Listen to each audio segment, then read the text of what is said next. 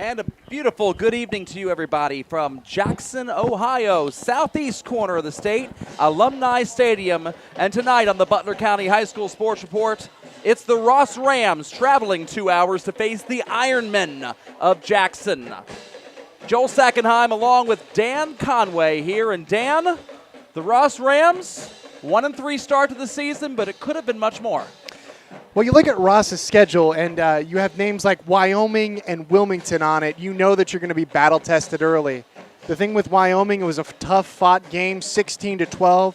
Ross definitely had a chance to win, and we talked to the coach before the game, and Coach Commons made the comment, hey, we were a 75-yard touchdown away. It was called back because of a penalty. Inadvertent whistle. Don't hear that one much, but hey, it was week 1 for the refs too. That's right. And then in week 4 last week against Wilmington, 36-34. Wilmington, the Hurricanes snuck in a touchdown with 9 seconds left, and that gave them the win. Looking for Ross, they've lost a lot of seniors. They've got Emery Severance playing quarterback right now. He'll be number 1 tonight for the Rams. And Riley Caldwell, number 5, is going to be their key player running back. He has 9 touchdowns so far this season in the first 4 games for Ross. The Rams come in with a record of 1-3. It could be 3-1 with just a couple of plays going the other way. A lot of freshmen, Dan, on this roster. So when we got the roster sheets for Ross, it looked, and the first thing I counted was 23 freshmen out of 55 players on the team. Now, if my math's correct here, and I'm not exactly a math scholar, 23 out of 55 is almost 50%. Pretty darn close. That's going to be a lot of production out of 14 and 15-year-old kids. But we saw a pretty exciting freshman in week 1. So maybe these kids are going to play that well.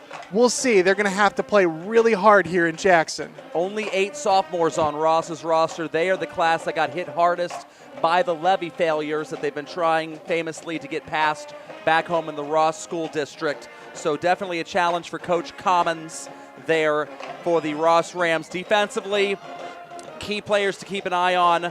Derek Rack last week against Wilmington. He's number 33. He had 4.5 tackles for loss, 2 sacks in that game against the Hurricane last week.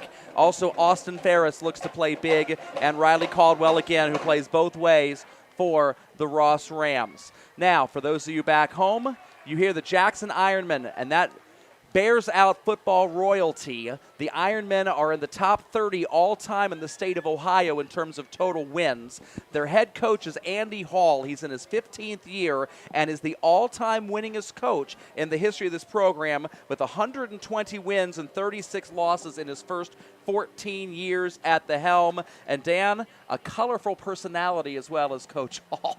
Yeah, really interesting interview before the game. Got the opportunity to walk up to him. We introduced ourselves and said, hey, we're here from Butler County. What do you know about us, and what can we learn about you? Coach Hall was very gracious, very humble, but at the same time very, very confident in him and his team.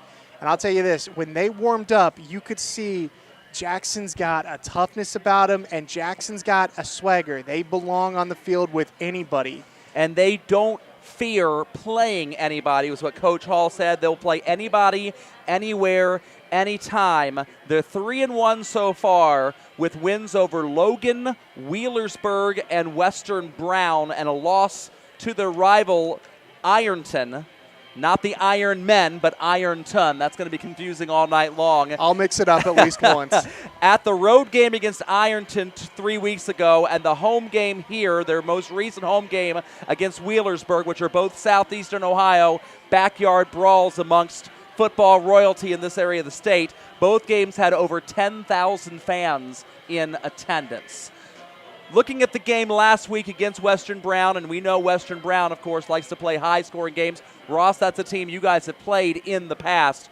It was a 56-48 game in favor of the Ironmen, and you're going to need to keep out an eye for number 8, Cade Wolford, wearing red tonight. In that last game against Wilmington, he had 20 carries, 252 yards, 4 rushing touchdowns, a kickoff return, 89-yard touchdown with just his 5th touchdown of the day, and also 2 very long punt returns that set up touchdowns in that game.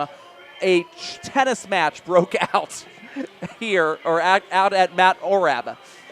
Dan, Ironton they've got the Apple Festival coming up next week. Did you hear the radio guys here talking about that? The Apple Festival, not to be confused with Circleville's Pumpkin Festival. Here's the thing with Jackson. They don't have school on Wednesday. Next week. So what that means is this. The players are a little bit looking ahead, kind of excited. Possibly? Maybe. They're playing Washington Courthouse next week, which is a big game That's for their Jacksonville. first conference game in the Frontier Athletic Conference. They figure Washington Courthouse will very likely be 4-1 in that game. Might be their toughest conference opponent to have to play. And so not the right week to schedule that game with the Apple Festival going on here in Jackson, where all the young men can't wait to get home after school and participate in that. Jackson has had 10 playoff appearances and 10 conference champions under the 15 years of Coach Andy Hall. And they've run 26 different formations in 4 games. So they love to run. They may not love to run as much as Ross loves to run, but they'll be running a lot of misdirection and some play action off of that. First off, and here come the Ironmen out of their new helmet over in the West. It is youth football night, so all the young men and women who are playing and who are cheerleaders are going to be honored before the game. This is a big deal for the Ironman faithful, and this is a big deal for the Jackson community. Here they come. Very big crowd here tonight in Jackson. I know it's not as big on the opposite sideline, and again, that's because the road team is from 2 hours away. But they are pumped. They are ready to go. They've got a record of 3-1. In addition to Cade Wolford, we're going to keep an eye on his brother, number 5, Bodie Wolford. He's the quarterback. He's a sophomore, and according to the Jackson radio crew, he still has the training wheels on. Jackson had a quarterback that was a 3-year starter, Jacob Winters. He is now at Ohio University in Athens playing for the Bobcats, redshirting, I think, for the Bobcats, I think is what they said. So they're going to have to replace a 3-year starting quarterback with a sophomore. They do love to run the football. Their kicker is Ethan Crabtree. He has made touchbacks on 14 out of 21 kickoffs this year. He had a 46-yarder earlier this year, so he's got a big cannon of a leg. So we'll have to keep an eye out for that as well. Jackson may have a little slight advantage in the field position department tonight. Talk about getting some chills right here. 20 seconds to game clock. You get the crowd into it. You get the music playing. The band here at Jackson is just terrific. This is an experience. And they're playing Michael Buffer from the Jock Jams through the PA system right now. Let's get ready to rumble. I'm ready for this. We hope you're ready wherever you're at.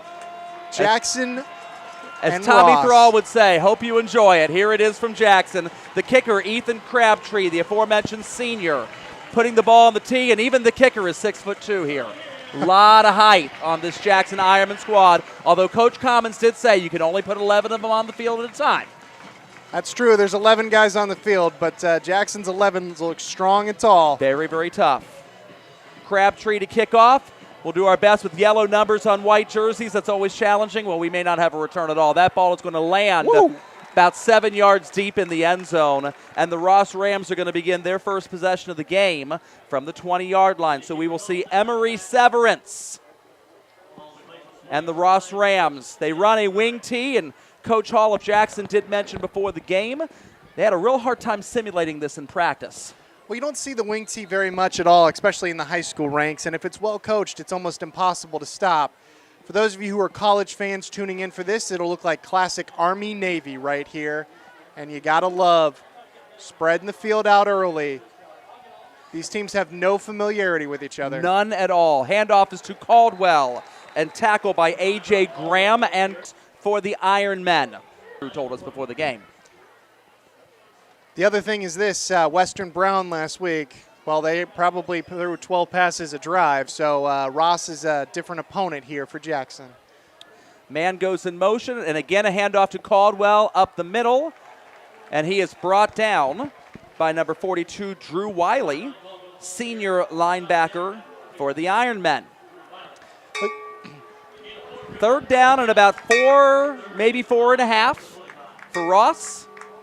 And this is not a bad down and distance for Ross. When you're running that wing tee and when you don't love to throw the football, you really do need to stay on schedule. Yeah, Third and short is what you want to have always, but especially in an offense like this. You got motion again. Oh, we got a penalty. And a man jumps. And that is Nolan Johnson on the defensive line, kind of hitting himself in the helmet there. And so Ross is not going to have to worry about converting this first down because Jackson's going to do it for him. Nolan just a little bit animated there. He's a junior. He'll step back from that play and learn from it. Just a little bit of excitement here as the game starts. You're playing a new team for the first time.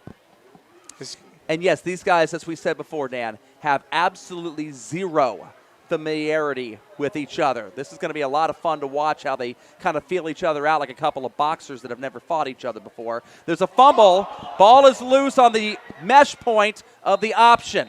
Jackson says they have it. And they do. Number 11, Gavin Jones, makes the recovery for the Ironmen, and Jackson is in business. The junior tight end / linebacker with a big play early in the game.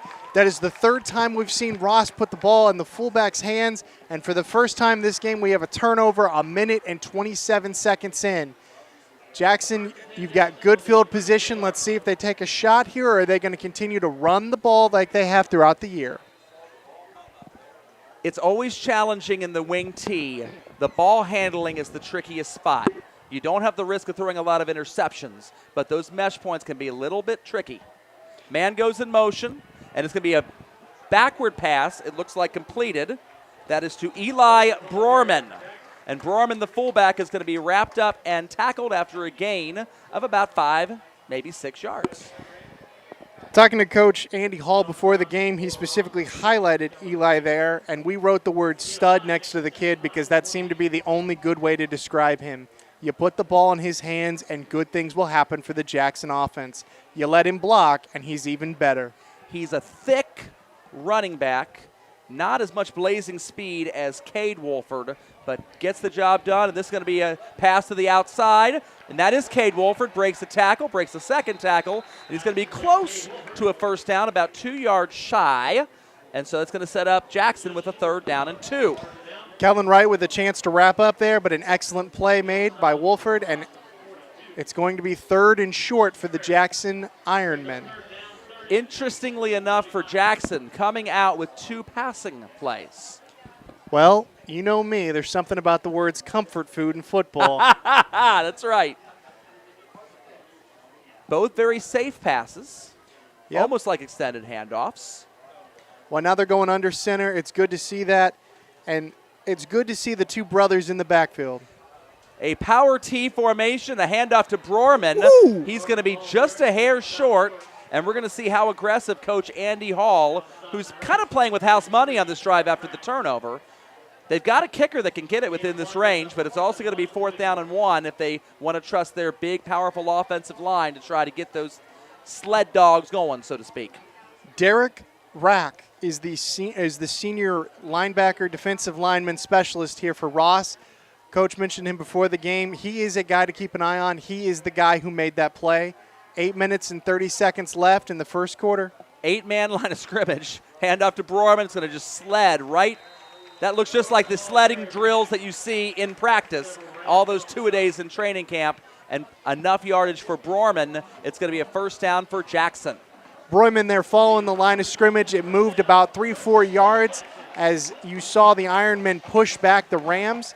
I'd like to have seen him bust that outside. He'd have scored on that play if he'd have been able to not just simply follow the blocks, but an excellent 1st down, and you have some momentum. It looked like on that 4th down play, Dan, where you know they're going to run the ball, and Ross knows you're going to run the ball, to see the offensive line get that big of a push. Now they're in the I formation. Handoff to Wolford, from Wolford. And Cade Wolford is going to get only a couple of yards, but you wonder, Dan, how much Jackson is going to go ahead and try to use that offensive line and just see if they can continue to push Ross back. Don't make this any more complicated than it needs to be. Well, I mean, it's as simple as that. You want to lean on a defense when you've got the size advantage, and you start looking over through the Ironman offense. You see weights like 240 pounds, 255 pounds, 230 pounds. They are a big high school offensive line, and they are showing it tonight. 2 men in the backfield now, and it's a toss sweep to Cade Wolford. Cade Wolford's going to bust it outside, and he's going to score from 18 yards out. Touchdown, Ironman. You want to highlight Ryan Stewart right there. He was the wide receiver, running back, defensive back specialist that he is. He made the block that sprung him, and you got to see Cade Wolford score another touchdown on the field today. The Ironmen are lucky to have him on their team, and he was lucky to get in the end zone right there. And so Crabtree is going to come on for the extra point after the 18-yard touchdown run by Cade Wolford after 5 touchdowns last week.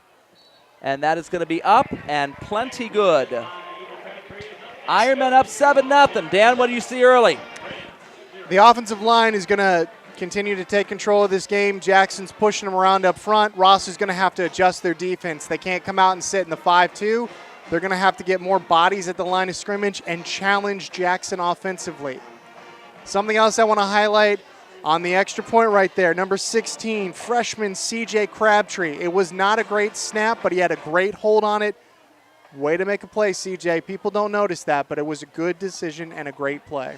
Well, the kicker is Crabtree, and the holder is Crabtree, a freshman. The holder, C.J. Crabtree.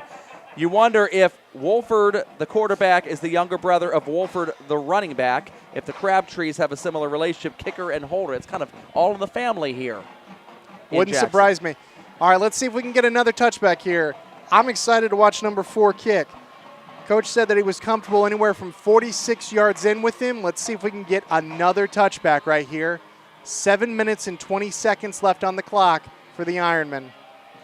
Ball is up. Line drive is still going to be over the head of the Rams. What and a lands leg. Again 9 yards into the end zone. What this is not a even close leg. to returnable here. Well, Ross, you hate throwing the football. It's only 7-0 right now, but I got a little stat for you. The Jackson Ironmen are giving up 225 yards per game through the air. Is that something you want to try to mess with at some point in time this game, or do you try to stick with what you know best, play to your own strengths or play against their weaknesses? Well, that comes down to how Coach Commons is feeling right now. Let's see if they can get the run game going. They want to be physical and run the ball. Let's see them do it right here. Don't turn it over here. Ryan Simets is very, very not challenging the receiver out wide to the screen here, and actually came in and helped tackle the running back there. That's a handoff up the middle to Mason Smith, and nothing going for the Rams there. Grant Crocier is going to be in the backfield making that play. The 6'3", 230-pound nose guard making a play in there for the Jackson Ironmen. As you look on your screen after Ross breaks their huddle, my eye is caught on number 7, and that's Simets. Ryan Simets, the cornerback for Jackson. He's at the very top of your screen right now. Actually, just cut off of the screen. There you go. Watch and see if he's actually guarding the pass at all or just prying into the backfield. Fumble. A fumble is loose. The ball is going to be picked up by the Ironmen at inside the 5-yard line. And I'm looking for the number there. It looks like that is number 2.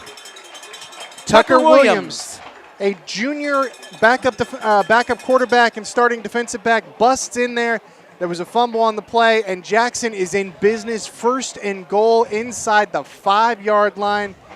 Not where Ross wanted to be. What a nightmare start for the Ross Rams. 6:32 left in the ball game. Jackson leads it. First quarter. We're early for the ball game, Dan. Some of us get home early. I might be a little hungry, just saying. What did you say earlier after our first game baiting into sales a couple weeks ago? We have power T formation, by the way, here. Hand up the middle. This is number 6. Nolan Johnson, junior running back for the Ironmen. Was it Gary Danielson you were talking about? Yeah, Gary Danielson, my respect for you went high after commentating on a game earlier. You had a late hit right there by the Jackson offensive line. Throwing down a Ross Ram after the play, you're going to see a 15-yard personal foul penalty here. And this is not where Jackson wants this. Yes. Not at all. Well, 2nd and goal from the 20-yard line. What can you do with that? Referees are talking about it. The flag came in late. Dad, see if you can zoom in. We had dead ball. Personal foul, number 55, red. Will be a 15-yard penalty. Will be second down. Senior Dylan DeLong, he's got to know better than that. He'll be running for it, I'm sure, after practice on Monday. Second and goal now. The down counts. We're back at the 17-yard line. That's going to mess up the playbook a little bit for the Ironmen. Yeah, but with how your offensive linemen dominated that first drive, you got to be feeling somewhat okay with this. Let's see if they can really muscle their way in. They've got number 8, Cade Wolford, dotting the I. I formation. Fake handoff to Wolford. Going to slip out the other Wolford. Going to dump it off short. Ball is caught. That's by number 28, Brorman. And Brorman is going to be knocked out of bounds at the 12-yard line. Pretty good defensive contain there for the Ross Rams. That looked like it was Braden Baston, senior number 7 for the Ross Rams. And now you got him 3rd and goal at the 12-yard line. Well, we'll see how aggressive Jackson wants to take this thing. Their kicker is out of this world good. Wouldn't surprise me if they tried to get something in the middle of the field, try to get a kick in here and get a 10-point lead early. Wolford's going to look. The training whistle on. He looks in the back of the end zone. He had a man. Overshot him. The intended receiver was Ryan Simets. And so he had the read. The pass was not thrown accurately, but the read was the correct read. Nice little play drawn up by Jackson. They're doing a lot of different things on offense. The coach mentioned before the game, Andy said, hey, we're going to run a lot of counters, we're going to run a lot of misdirections, and we're going to run a lot of play action. You got to see it on that possession. 2 sophomores, they'll get that timing down as they get older. And so the kicker, Crabtree, he's on from 28 yards, and he misses it. It is wide. Plenty of leg, but it is wide. Dan, you mentioned earlier the idea of running a play toward the middle of the field to maybe make the angle a little friendlier. Jackson neglected to do that, taking a shot at the end zone instead. The play was a good play. It didn't work, but it left him on the right hash mark. It did. Right hash kicks are the easiest kicks, but in the high school range, because of where the stripes are, it is somewhat hard to kick. Ross, you dodged a bullet. You've turned it over twice on 2 possessions, and you're only down by a touchdown. You can forget all your sins from so far in the early part of the first quarter with a long physical drive right here. Ross will take over the 20-yard line because technically in high school football that failed kick is a touchback. Sweep. The sweep is nothing there for Severance. He got back to the line of scrimmage. That's about as far as he can go. Dan, you saw the tackler on that? Number 9, Ben Bowler, sophomore wide receiver / cornerback in the backfield making a play. A lot of speed on this Jackson defense. They are fast. Ross is going to have to spread him out at some point in time, I'm looking like. If Jackson is not good against the pass. Yeah. I know that's not in Ross's DNA. They don't love to throw the football. I get it. Still coming out in the I formation, going to try to pound on him a little bit. I love these fullback dives. This is a pitch. Option. There we go. That's an option pitch, not a fullback dive. That goes to Andrew Gettler, number 27. I had the wrong number. Charlie Armstrong, that is. A freshman for Ross, one of many freshmen on this roster. 3rd down and 5 as the Ironmen hit the iron. You got to love that. Small-town high school football, they are pounding the iron here, trying to motivate this crowd. And I'll tell you what, we are shaking just a little bit here in the press box because of the student section. 3rd and 5 for Ross. And again, you've got Simon 7 on the bottom of the screen really cheating these receivers. They're not even really wanting to guard the receivers. He's got basically a 1-on-2 out there as Brorman, 28, is looking straight to the backfield. 5 and yard. A delay of game penalty is going to be called by the back judge. Quarterback's got to keep an eye on it. There is a clock rotating in the back, so he has no excuse for that. Now you go from 3rd and 5 to 3rd and 10, and with the way that your offense is, you're going to have to throw the ball. I'd like to see Severance get out on the perimeter here. He's got some speed, and he's got the athleticism to get out and make a play. Jackson has swarmed you so far because you're trying to just pound him through the middle. Move the football. Let the quarterback get his legs moving. Here's a pitch out wide to Caldwell in motion. He's going to be brought down by Brorman as well as number 42, Drew Wiley. And so they gain about 5 yards. That would have been a nice play without delay of game, but instead it's going to be 4th down, and the Ross Rams are going to be forced to punt.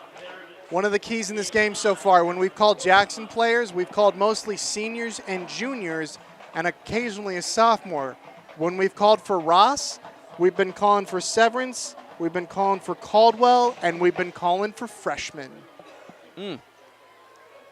Here's the punt. Nice punt. Line drive is going to be fielded by Borman.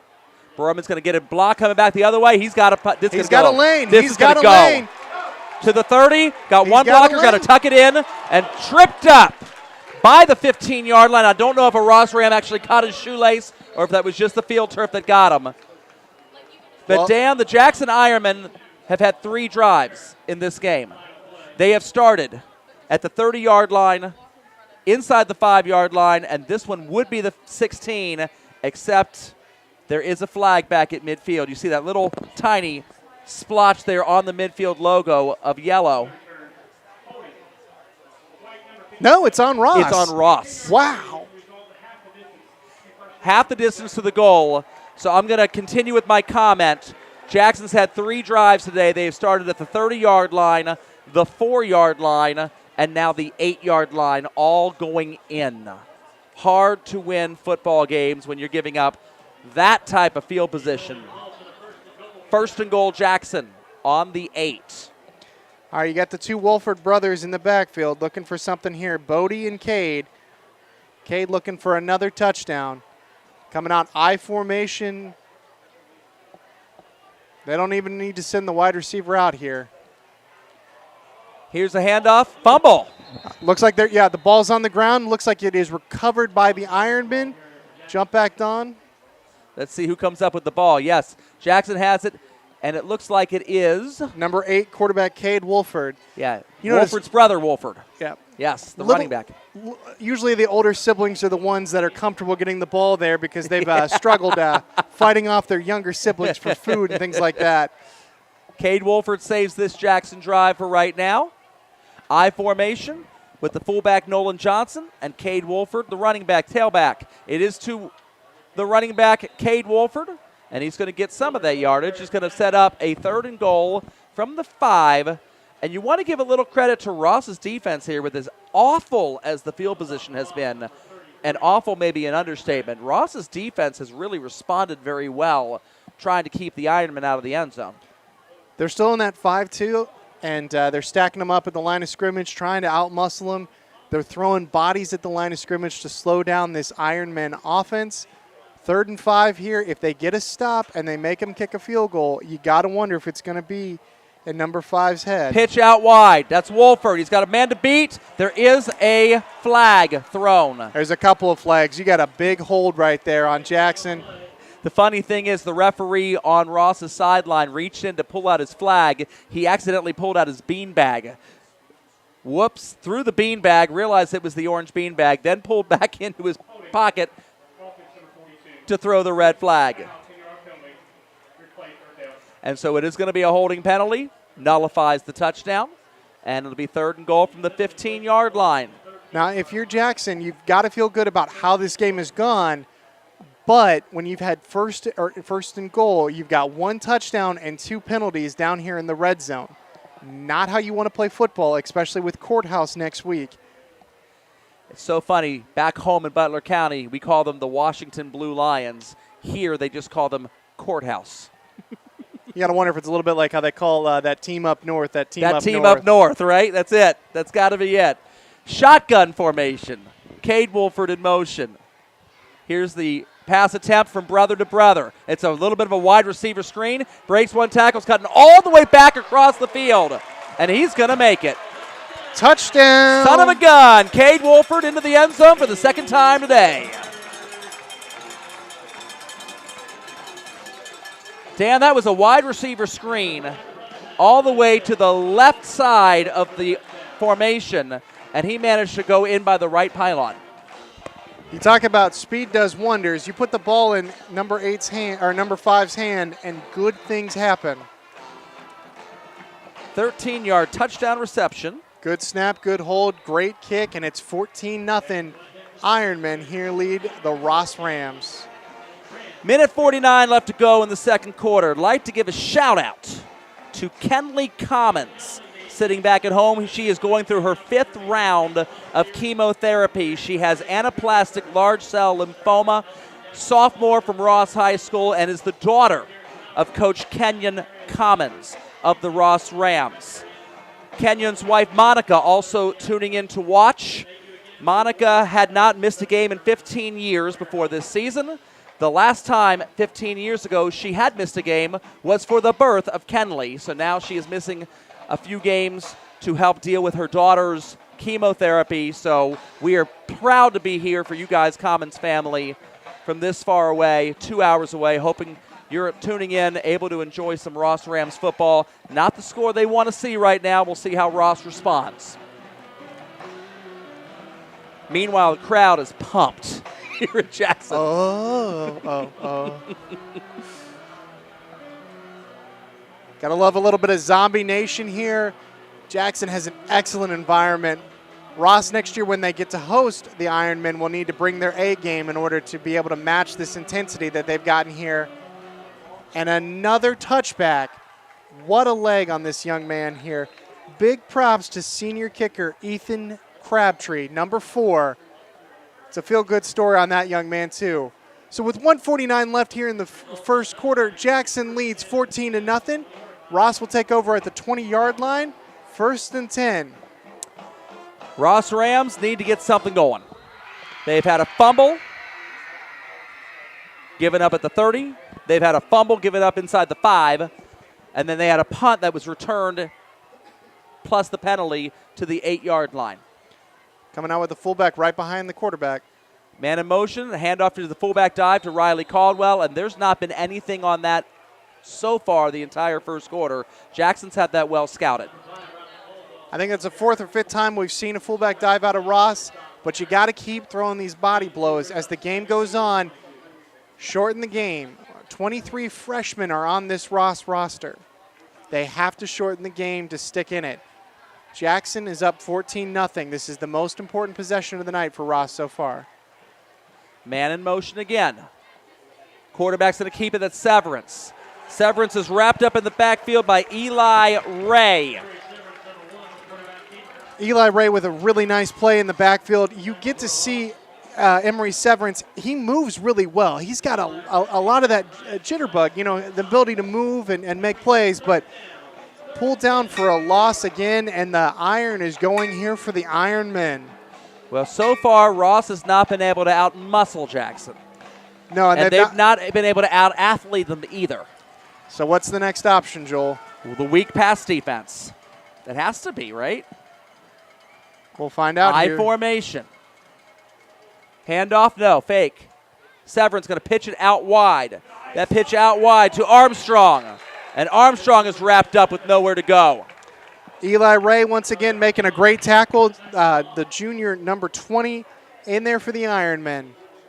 That is most likely going to be the last play of quarter number 1. I doubt Ross is going to hurry up to snap this ball quickly. And so as the time ticks down here in Jackson, Ohio, the sun sets in southeastern Ohio, and the scoreboard is smiling so far on the home Ironmen of Jackson. End of quarter number 1. It is Jackson 14, and the Ross Rams still looking to crack the scoreboard. We'll be right back after this brief message from Matandy Steel. Our customers mean everything to us. We're in a commodity business, so we have to maintain these special relationships with our customers. We have to honor our word. We have to be true to our word, and we have to perform at a very high level.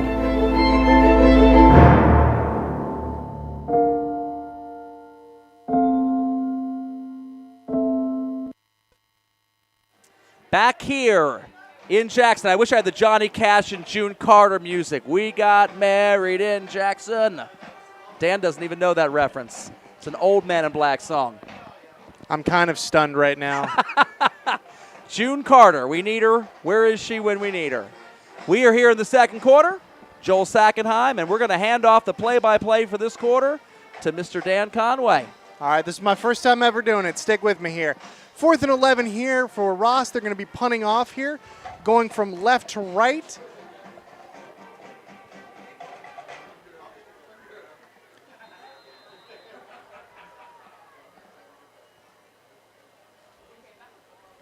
Slow snap, punt off the side of the foot, but it's going to get a nice roll here, out of bounds about the 47, 46-yard line.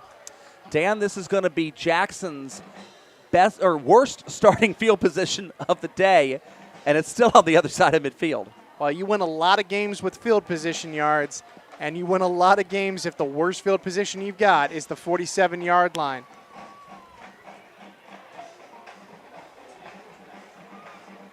$11:53 left in the second quarter. 14-0 here with my buddy Joel at Jackson High School, where the Ironmen lead Ross 14-0. 5-2 front coming out for the Rams. They're going to be moving a wide receiver out, number 8 into motion. That's the star tailback, Cade Wolford. Handoff right side, cutting the hole. Really nice defensive play there by number 11, Robbie Reiners. You've seen him make a number of plays tonight. He's played a good game, even if Ross has struggled. Reiners really recognized that play really well, Dan. Brorman, that was a bit of a counter misdirection, maybe even a quarterback zone read. Quarterback decided to tuck it into the belly of his fullback, and Reiners was not fooled on the play. 2nd and 11 here, 11:25 left and counting. You're going to see 2 wides on each side in the pistol formation for the first time tonight as we get to see plenty of offensive motion. A lot of variety from the Ironmen. Big time throw right there. Completion to number 7, Ryan. That's Simets. Yeah, Simets. You got it. Sorry, that one was sorry, Ryan, if I mispronounced your name there. The 5'10", 170-pound sophomore with a big-time catch and a big throw right there by Bodie Wolford. You got to wonder, are we getting to see the training wheels taken off by the Jackson quarterback? Are they going to throw the ball here? Well, Ross's defense has been tough all the way through. They really have held their own as best as they can against this vaunted Jackson attack. I'm impressed by the diversity of attack styles, though, for Jackson. Again, motion, moving men and moving things around here. Trips left. Pressure in the backfield again. It's just over the head of Simets there, Dan. He had him open. He had him open, but you're seeing Ross get some pressure there. That's a good sign. This defense has not quit on the game, and we're really starting to see Cade Wolford come onto his own here, taking the gloves off and letting him be able to be the starting quarterback. 14-0 game so far. Jackson has had, I don't think they've run a single play in their own half of the field. No, they have not. And here we go. They went from 4 wide receivers to being an extra offensive lineman out on the field. Big boy formation left. Power football. Breaking 1, 2, 3 tackles on the right side is senior tailback Bodie Wolford. Cade Wolford. Cade Wolford. Cade, yeah, they got 2 Wolfords. Oh, the brothers are 5 mixing is the me up quarterback, 8 is the tailback. That's right. That's right. 3rd and 5 here for Jackson. And like we just talked about, they moved from 4 wide receivers into two extra offensive linemen. Joel, what do you expect here out of the Ram defense on 3rd and 5? Well, you got to be ready for just about anything. Jackson is in field goal range already, and they will not be shy about throwing the ball deep here if Ross tries to pressure everybody in, knowing that they can kick a big field goal, go up by 3 scores. Once again, multiple tight ends. There's not multiple offensive linemen, though. You got to pitch to the left. This worked for a touchdown earlier. Not much there. Ross Rams defense ready. You got to see it right there out of number 43.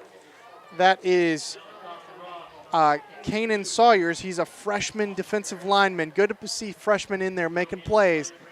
That's what Ross is going to need right here. 4th and 5. Looks like they're going to kick it. And we get to see the big leg here out of Ethan Crabtree. Kind of a little bit left hash. This is going to be harder than it looks at home. He's got to push this just a little bit. 45-yard field goal here. Oh, get in there. Ball is up. Good it is kick. Good. Good for you, young man. That's going to be 37 yards officially from the 27-yard line. What a kick, though. And a senior, you got to feel good for the young man. He missed all of last year due to an injury, and here he is putting his team up 17-0, and he's going to probably get another touchback right here. He's almost automatic, isn't he? Just about. 9:14 left here in the second quarter. Jackson leads Ross 17-0. Driving up, it was really beautiful being able to see Jackson all over and most of southeastern Ohio. Definitely a lot of real great real estate out here in Jackson. You get that hill country going on out here once you get past Chillicothe. You do. And speaking of great real estate agents, Oh, no. You're going to do it. my cousin-in-law, What's his name? Brandon Barry. Brandon Barry. One of the top Oh. real estate agents in the state of Ohio. Brandon, want to give you a big shout out. Thank you for all you do to help people out in the real estate agency. That's Brandon Barry in the Warren County and Butler County area. And now you owe Dan $50. It's actually 100, Joel. It's 100? Oh, my gosh. He got his price raised. That's amazing.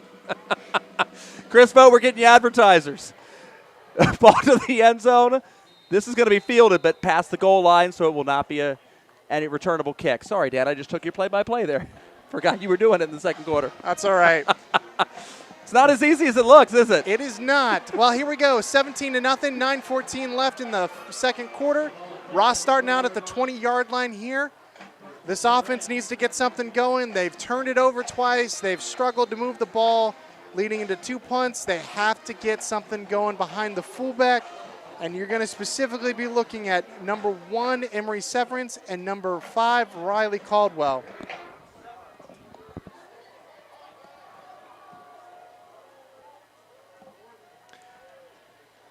First and 10, option moving to the right. And it's just painfully obvious when you watch this.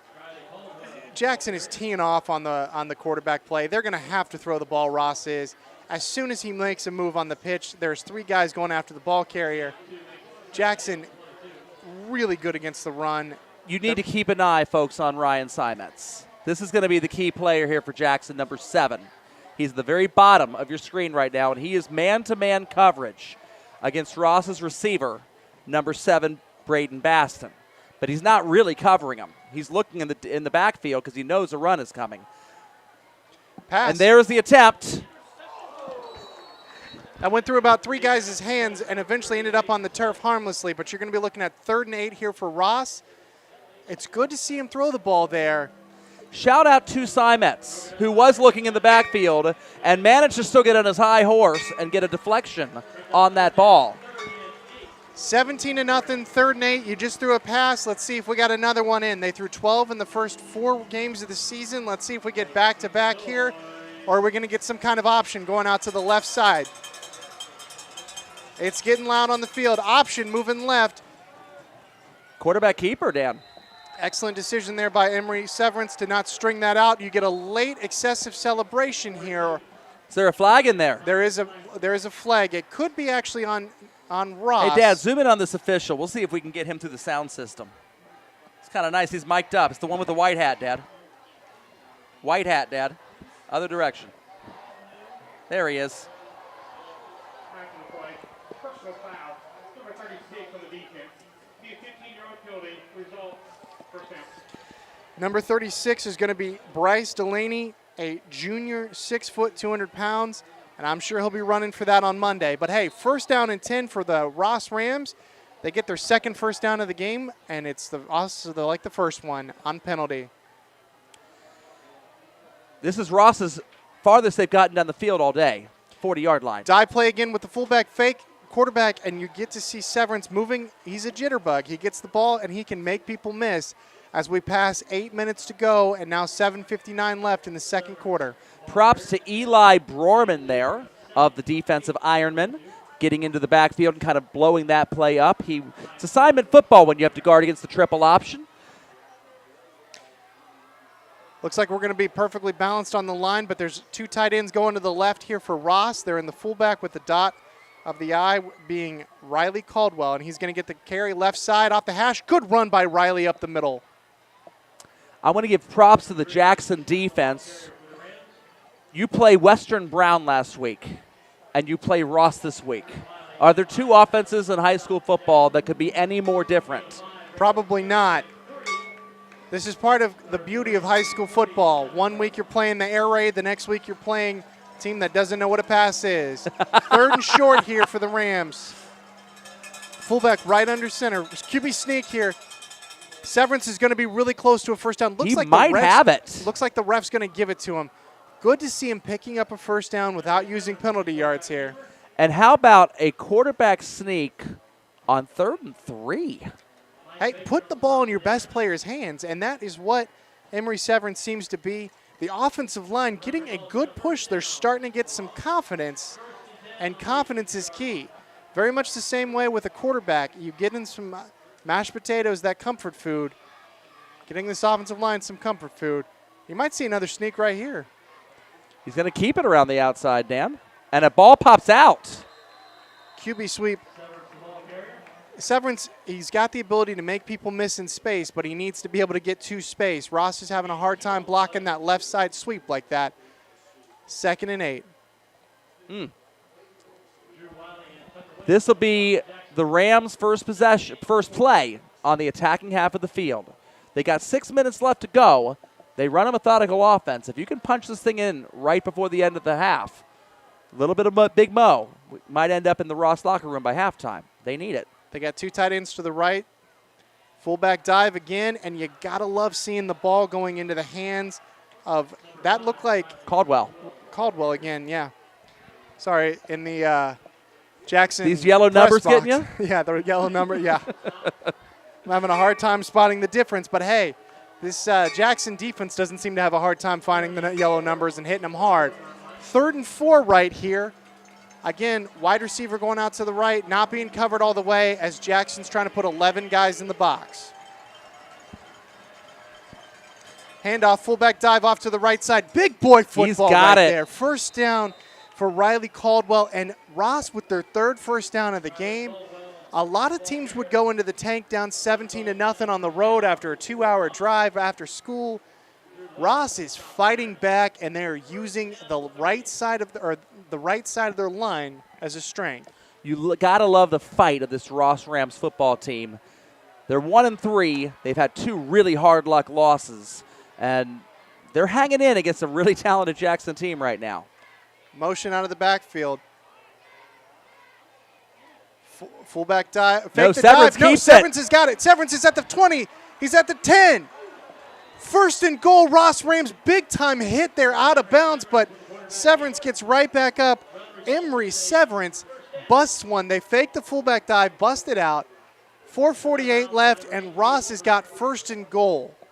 Cade Wolford was the man that put the wallop on Severance at the end of that play and saved the touchdown for now for the Ironmen. You mean Mr. Touchdown? Mr. Touchdown. Saved one on D. And A lot of players going both ways in this game. multiple tight ends off to the right, motion going out. Fullback dive. That's Caldwell again. Tough physical yards in there for Riley Caldwell. Got to love him keep sticking his nose in there, making plays. So it's going to be a 2nd down and goal now for Ross. It's the first time Jackson's defense has really been challenged all game. It is. Also, this drive started about the 10-minute mark, if you remember. Very methodical. This is how Ross is going to win this game. Under center again, motion. Fakes the fullback dive. There's Severance, not much room there. as Chris Fowler would say, heavy traffic inside. And another flag. Late. I did not see what happened right there. Back judge coming in and talking. There's been some extracurriculars. It's a little surprising for 2 teams that have never met and know absolutely nothing about each other. A little bit of unpleasantness, a little bit of I want to be the alpha in this relationship kind of moments. Dead ball after the play, personal foul, 8 on the defense. He half the distance to the goal. It is not an automatic first down in high school football. That's important to remember. So you're going to get half the distance to the goal here, but you're not going to get an automatic first down. The play still counts because the penalty happened after the play. 3rd and goal. At the 3-yard line, probably closer to the 2.5. Ross, you really got 2 plays to get this in because you need a touchdown here. Oh, they do. They do in the worst way. Once again, 2 tight ends going to the left. We've seen him fake it out of the left and go, or fake right and go left multiple times. There it is again, going left. Just short. 4th and goal at the 1-yard line. I think you got to go for this, Dan, don't you? Absolutely. This is where you got to prove your manhood if you're the Ross Rams. Stick it in here. Prove this crowd wrong that you're not going to get blown out. Hit him with some of that toxic masculinity, right? Let's not go down that road here. And you can hear the iron being struck here by this Ironman crowd. 4th and goal. He's got to make sure to get the play off. Fullback dive. Quarterback. Severance kept it. Hey, Captain, I'm sorry. And he's in. Touchdown Rams. 17-6. You get to see Ross's response. That was a drive right there that NFL teams would be jealous of. You killed clock, you stole back momentum, and you told this crowd, we're in this and we're not going away.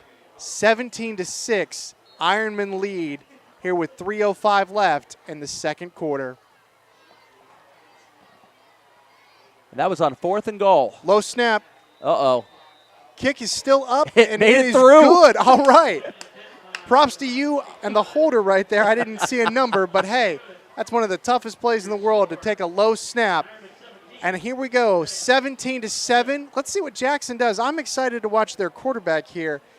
Getting to see Cade Wolford. Cade, I won't mess you up with your brother anymore this game. You just did. It's Bodie Wolford is the quarterback. Cade Wolford is the tailback wideout. Gary Danielson, your job is safe for another week. We're going to switch back here and let Joel take over the We'll do that in the play-by-play, and third I'll make quarter. the smart comments. You got 3 minutes left, Dan. You can handle this. All right. 3 minutes and 5 seconds left here in the second quarter. 17-7, Jackson with the lead. Ross going to be kicking off from the 40-yard line. So far today, we've seen 4 touchbacks by the Jackson kicker. Now we're going to see the Ross one. And try to get a number here on this gentleman because, again, yellow numbers on white jerseys, very challenging. Next time Ross orders some uniforms, just put in a request, Coach Comments. How about some maroon numbers would help us out a ton. Trying to give credit to your players out here. It looks like that player is going to be A.J. Sparks, maybe number 35. Close enough to me, yeah. The freshman, 5'4", 145 pounds. Takes a deep breath, getting ready to unload on a kick here. Squib kick. It's a whistle. We're It's going to have gonna offsides. be, yeah, offsides on Ross. That'll move him back 5 yards.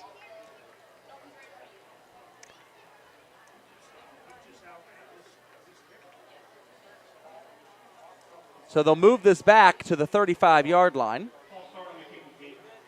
5-yard penalty. Free kick.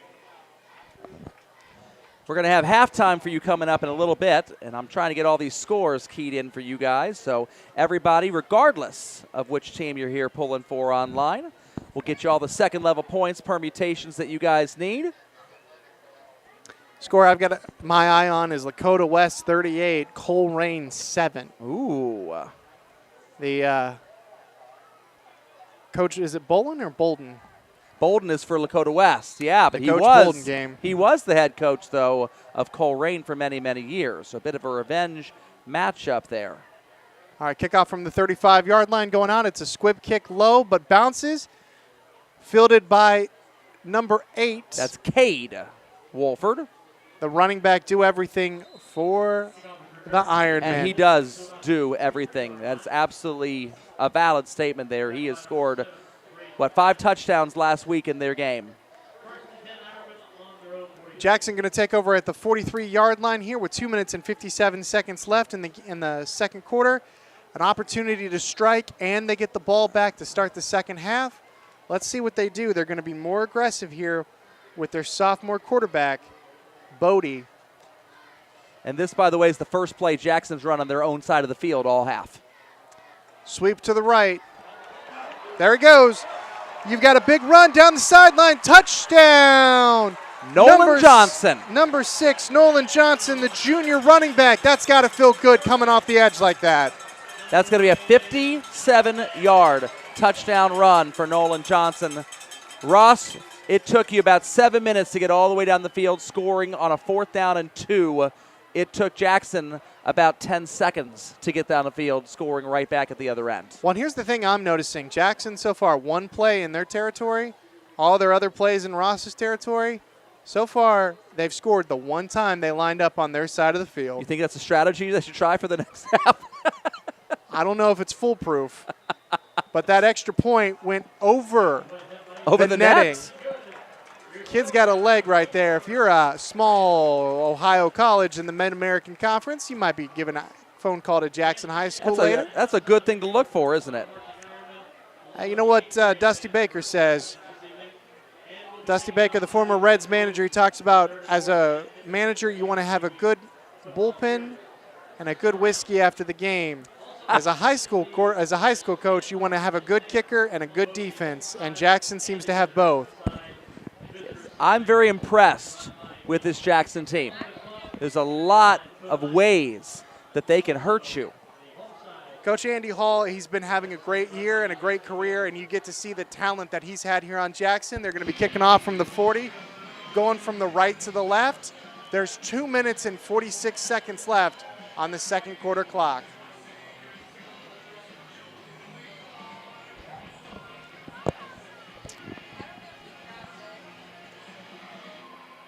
Ross here with number 7, Braden Baston, and looks like number 5, Riley Caldwell, back to receive the kick. Like we said, moving from our right to our left. And looks like it's going to be another touchback. That makes 5 in the first half so far for the Jackson kicker, number 4, Ethan Crabtree. 5 touchbacks. Would that be the Jackson 5? Now that's a musical reference I would get, but that's more for their Christmas stuff. It's September. I want your Christmas. touchback, right? 1st and 10 for the Ross Rams at the 20-yard line. He's just going to ignore that and move right on, right? The Ironman defense is looking to make a stop after giving up a touchdown on their last possession, which went about 5 minutes long for the Ross Rams. With 2:46 left, let's see if they get more aggressive. Fullback dive down the middle again, and you're going to see, once again, number 7. That's or number Simex, 5, right? Yeah, Riley Caldwell there making a play. Okay. The interior of this Ironman defense has not allowed for much through most of this game. It's been tough sledding for Ross in there. Ross trying to slow the game down here. No desire to hurry it up. They're in the huddle, breaking out slowly, trying to kill some clock here. They're not feeling aggressive with their passing game. You're seeing the Jackson corner play a little bit further towards the wide receiver. Option going to the left. Big time stick. Nothing there at all. And once again, the Jackson defense. That would be number 7, Ryan Simons. He's been everywhere on D for the Ironmen. Young sophomore. He looks like a superstar in the making here for the Ironman defense. And you've got 3rd down. The iron is being chimed here. 3 timeouts left for Jackson. You got to wonder why they're not taking a timeout to try to, save some of this clock. How are they going to play this? Yeah, you got a minute and a half left. Looks like they're content to take a 24-7 lead going into the half. Ross is not going to be trying to do anything too crazy here on 3rd and long. And a timeout by the Rams. Timeout with 1 minute and 23 seconds left. 24-7 Jackson. We're going to get you plenty of halftime scores here in about a minute and a half. And second level points. For those of you that are Jackson fans that have never heard us before, we're going to guide you through all of the different playoff permutations you might want to know if you happen to be watching in tonight. Basically, the way this whole thing works with second level points is every time you beat a team that then wins a game, you get points for your opponent winning. So in Jackson's case, they've beaten Logan, Wheelersburg, and Western Brown this year. They would love to see all 3 of those teams win as many games as possible. I know, Jackson fans, it makes you throw up in your mouth a little bit to have to root for Wheelersburg, but it does help you every time that they win. You got to love how Ohio does the playoff system. It makes you root for your rivals. But Very, yet very Ohio much State so. football, I don't know if you could convince Ryan Day to root for that team up north. Just saying. It would be hard. It would definitely be hard. All right, here we go. We got 3rd and 12 here. Joel, what do you think we're going to see out of the Ross offense? We're going to see pass play number 2 and number 14? I'm going to say this is going to be a handoff right up the middle.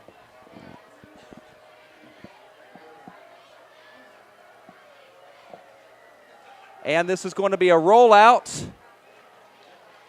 And he's going to throw it long. We got to pass and it's down going to the be field. caught What a catch. down the field. And as our dad goes to the bathroom, we're going to have about an 80-yard pass play. Dan's going to take care of the camera for us. Ah. The old man couldn't hold it. And so a long, long pass play to Lucas Kunkel. Well, that changes things a little bit. So we're going to have a 1st down for the Rams. The minute and 9 left. Ross still has 2 timeouts left. The clock is now running. They're at the 27-yard line. A minute 05 left here in the second quarter. Let's see what we can get here out of the Rams offense. They trail at 24-7. Handoff goes up the middle to Caldwell. He's not going to get much in terms of yardage. And we'll see if Coach Commons wants to take a timeout or let the clock dwindle.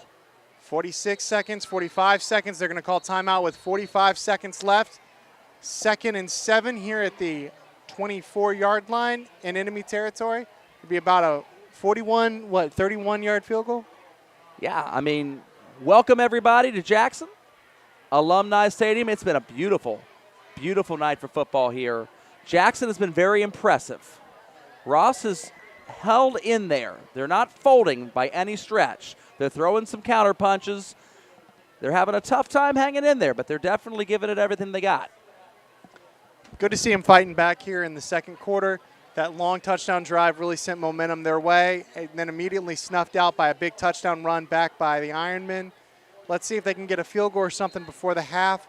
We talked to Coach Commons before the game, and he mentioned anywhere from 25 to 30 yards. He had confidence in his kicker. Might have to have a little bit more confidence with right now where the ball's at.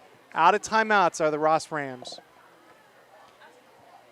It's been really challenging sledding all game long for Ross in terms of field position. That's been the big thing that's really gotten them. Severn's going to keep us around the outside. And he's getting out of bounds. Big play right there. Good decision.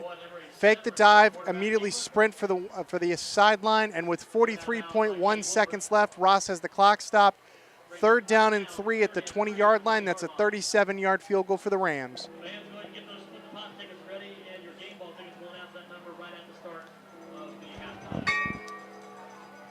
Usually takes about 20 to 25 seconds for a high school team or for a college team to line up a kicker. Keep that in mind. Fullback dive. Ross does have 1 timeout left. And they'll probably use this to set up the field goal here, Dan. I thought that they were out of timeouts. My bad. They got one. All right. I know you're running the camera right now, so you can't see the screen back behind. I get it. Dad's in there with that 65-year-old bladder, unable to cope for the last minute and 20. The nice thing about what's going on with the game clock as well as the play clock, Ross will be able to snap this, or will be able to take it all the way down to the 1 second time. They're going to take a timeout right at the end. Yeah, Commons is watching the clock. There's the timeout he's requested with exactly 3 seconds remaining on the clock. Left-footed hash kick, one of the hardest ones, especially with the width of the high school lines. Well, we're going to see just how good that kicker is. And I believe if it's the same guy doing the kickoffs, it's going to be a freshman, A.J. Sparks. All right, now you're going to be seeing me switch back to – all right. And according to Coach Commons, this freshman kicker, he says he trusts him from 35, maybe 40 yards out. We saw him drill about a 40-yarder right before the game when Dan and I were on the field together. Dad has made it successfully back to the booth. We hope everything came out all right for him. He looks a little bit lighter. No comment on that. No comment on that. 3 seconds left here in the quarter. Left-footed, right-footed kicker, left hash kick.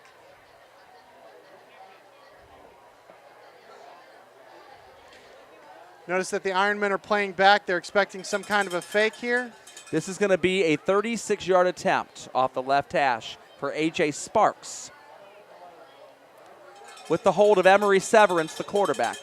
One of the 23 freshmen going for the Ross Rams. This would be a big kick right here. Good snap, good hold. It's up. He's got it. Wide to the left. He had the distance. But alas, it's hard to see from this sideways angle.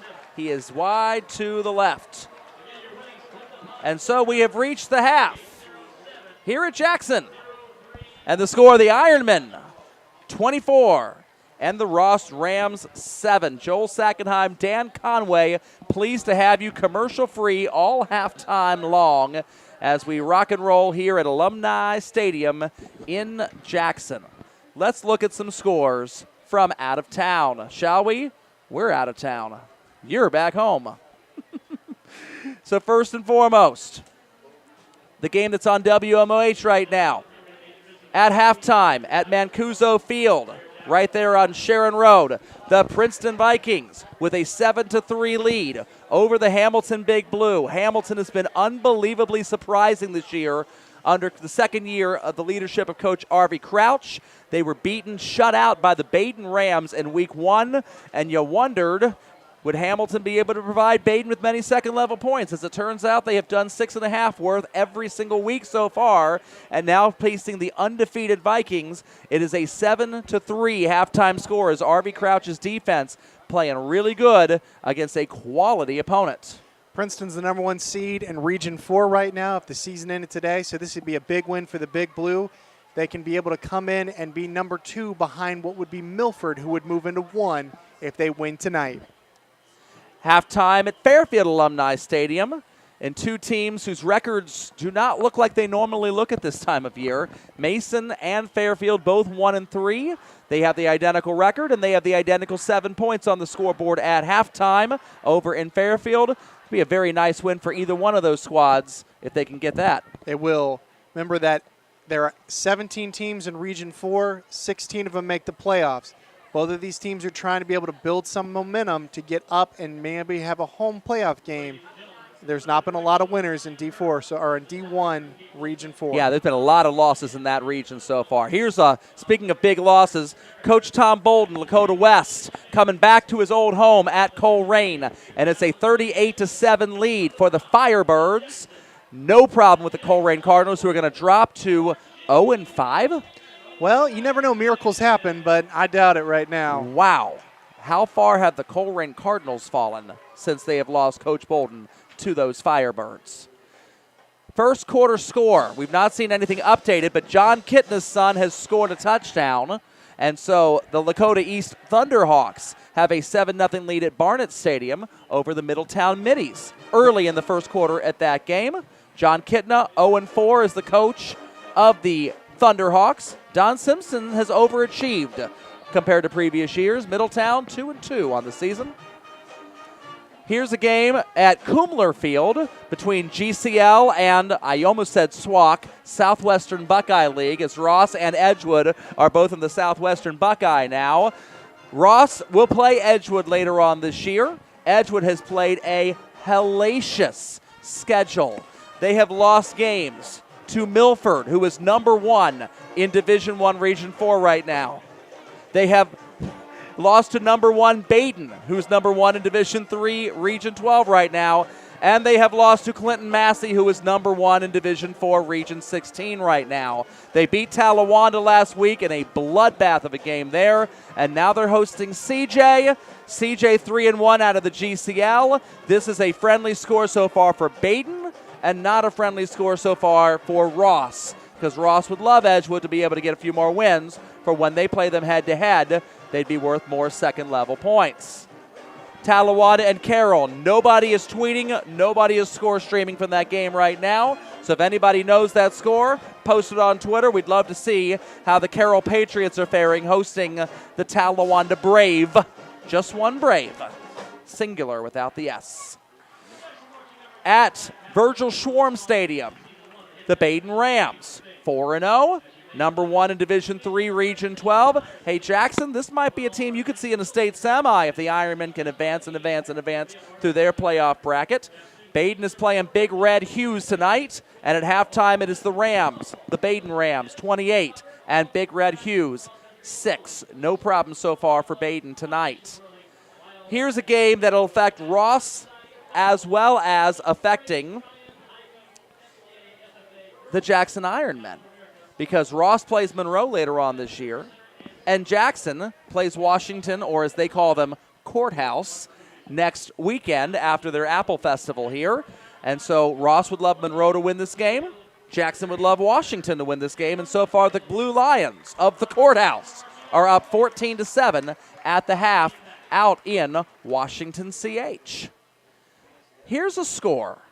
The Madison Mohawks have been getting off the schneid this year after hitting rock bottom. They're 4-0. Steve Puff, their coach that guided them to the state semifinals, is back after a 4-year hiatus. They're 4-0 right now, but they're playing the most quality opponent they've seen so far in their schedule, the Blue Devils of Brookville, and so far Brookville with a 14-0 lead at halftime in Middletown playing the Madison Mohawks. Have not seen a score yet out east. We're much farther east than Fayetteville right now. But the new Miami Vikings and the Fayetteville Rockets, both 0-4. One of them is going to get off the schneid tonight. No score reported so far via Twitter on that game. The Northwest Knights, that's an 0-4 team. Playing an 0-4 opponent, the Western Hills Mustangs. Ross is 1-3 this year. They have beaten Northwest. That's their only win. Northwest can give you second-level points for every game they win. So far, they have not done that yet. Ross, this might be Northwest's best opportunity so far this year. You got another 0-4 opponent, and to make matters even better, Western Hills is a Division I opponent. And so if Northwest can win this game, not only is it a win in Ross's column, it's 6.5 second-level points. They'd max that out. So that's pretty good if you can get a win over an 0-4 Division I opponent. We'll see what happens. No score reported so far there on the west side of Cincinnati. Game from last night. The Waynesville Spartans knock off the Oakwood Lumberjacks. That's a good score for Ross. Ross will play Waynesville on the road next week. They're in the middle of 3 straight road games. A little more travel than they're used to playing in the Southwestern Buckeye League. And Waynesville will begin that conference play for them next week. Waynesville is a 4-1 opponent in Division 5, Region 20. And so lots of second-level points if Ross can beat up on them next week. We'll see what happens. Waynesville's not going to be any slouch, that's for sure. Franklin leading Carlisle at halftime. This is also a good score for Ross. They will play the Franklin Wildcats coming up in Week 8. Franklin has not won a game yet, but this is their first opportunity to. And if they can knock off the Carlisle Indians, they'd be worth another 4.5 second-level points for Ross if Ross can beat Franklin in Week 8. And then Ross's Week 10 opponent, the Bellbrook Golden Eagles. They are playing Alter tonight, and the Alter Knights have a 14-3 lead at halftime in that game. Jackson fans, here's a halftime score. I don't know how much you really care about this one. The Logan Chieftains are leading the Cavaliers of Chillicothe 7-3 at halftime. Logan was Jackson's Week 1 victory, so if Logan wins this game tonight, there'll be 5.5 second-level points added into Jackson's column. If Chillicothe comes back and wins that game tonight, don't worry about it so much, Jackson, because you played Chillicothe in Week 10. You can get those 6 second-level points then in Week 10. You just got to wait a little longer to get them. We have not seen a score yet from Wheelersburg and Lucasville Valley. So we'll let you know if we see any score come across there. But Wheelersburg was the victory for Jackson in Week 3. There'd be 4 second-level points there if the Pirates can pull off a victory on the road tonight at the Indians of Lucasville Valley. Halftime score in Mount Orab. The Miami Trace Panthers leading Western Brown. What can Western Brown do for you, Jackson? Not much tonight because you're trailing by 22 points in that game. Again, this is not the end of the world if Miami Trace wins this because there'll be 5.5 second-level points more available in that game. Jackson's just going to have to beat Miami Trace to get them in 2 weeks when they go on the road to play the Panthers. Hillsboro, that is the opponent for Jackson in Week 8. And Hillsboro is leading the East Clinton Astros in Sabina tonight, 19-6. That's a positive score for the Ironmen, who would love to see Hillsboro win as many games as possible. And at halftime in Cincinnati, CHCA leading Greenfield McLean, 18-8. McLean is also in the Frontier Athletic Conference, and that is the opponent that Jackson will face at home here at Alumni Stadium in Week 9. McLean is 3-1. CHCA surprisingly on top right now at the half. And obviously Jackson would like to see McLean come back and win that game. And if they can, they'd be able to pull off another 5 second-level points that would be available to the Ironmen. So let's look at Division 2, Region 8 for the Ross fans right now. And as you see, Ross right now comes into tonight's play tied with 2 other opponents. For the 14 line, Stebbins and Edgewood both caught up there. All of them have one win over a winless opponent. In Ross's case, it's Northwest. In Stebbins' case, it's Piqua. And in Edgewood's case, it's Talawanda. So any one of those schools win, you're going to get points automatically. You see 16 points available to Ross if they can come back in the second half and knock off Jackson tonight. And there'll probably be more where that came from because Jackson's probably going to win quite a few more games in conference play. Washington next week being the most difficult of those conference opponents. Obviously, the class of this division is Winton Woods right now. They look to have no trouble so far as they're rolling through the Eastern Cincinnati Conference.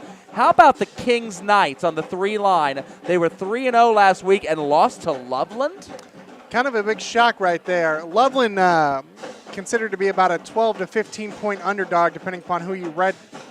And Kings just multi-touchdown loss there. Loveland with a big surprise. Let's see if they can keep the momentum going against the Lebanon Warriors tonight. Loveland, as you see there in the 5 column, plays Lebanon tonight. They're worth 12.5 second level points. If they can string that together, they might gain some momentum because they got Walnut Hills winless in week 6. You might be able to get 3 straight wins if you can knock off Lebanon tonight and keep that going. It's going to be a tall task for Loveland.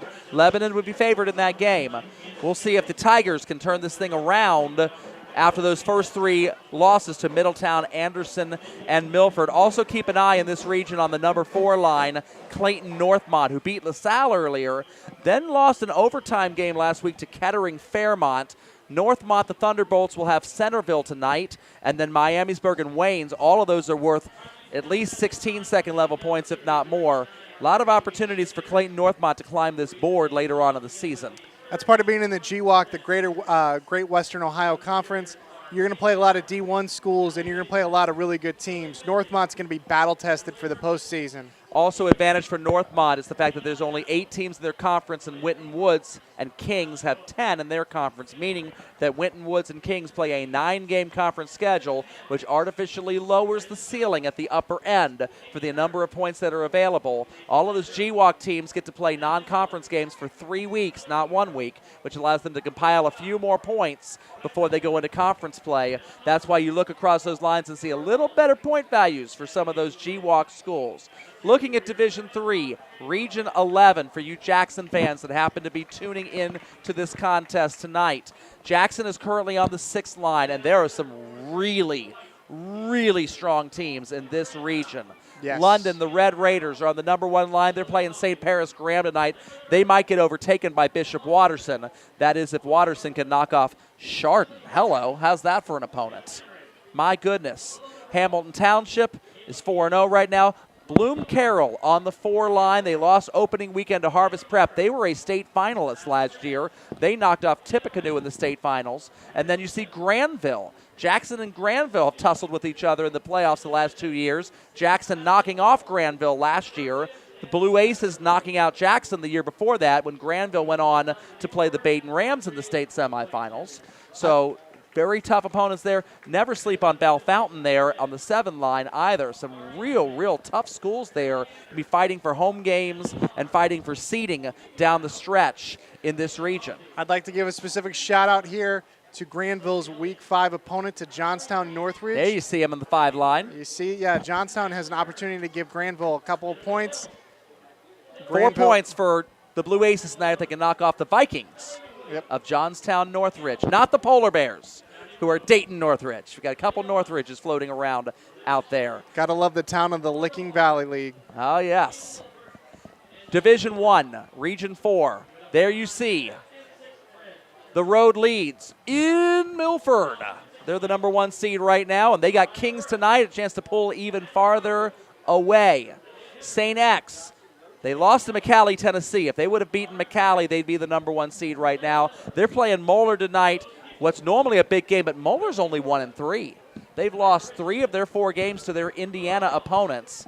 The GCL South only plays a 3-game conference schedule, and so that allows St. X and Elder and Moeller a lot of opportunities to play across state lines against some really good opponents. You don't need to beat all of them to climb to the top of the board. Just win your fair share of them, and you're going to be fine. Real quick, Moeller's first game against a team from Ohio, St. X. That is a big game, the biggest game in Division I this week, just saying. Princeton and Hamilton are 3 and 5 line, respectively. You see that Princeton will get 19.5 second-level points if they can knock off Hamilton. Hamilton will get 26 second-level points if they can knock off Princeton tonight. And for a little context here, Dan, Hamilton only has 13 second-level points through 4 weeks. They would get 26 and triple that just by winning tonight over Princeton, and then maybe even get more help if Lakota East or Mason or Oak Hills can give them additional wins.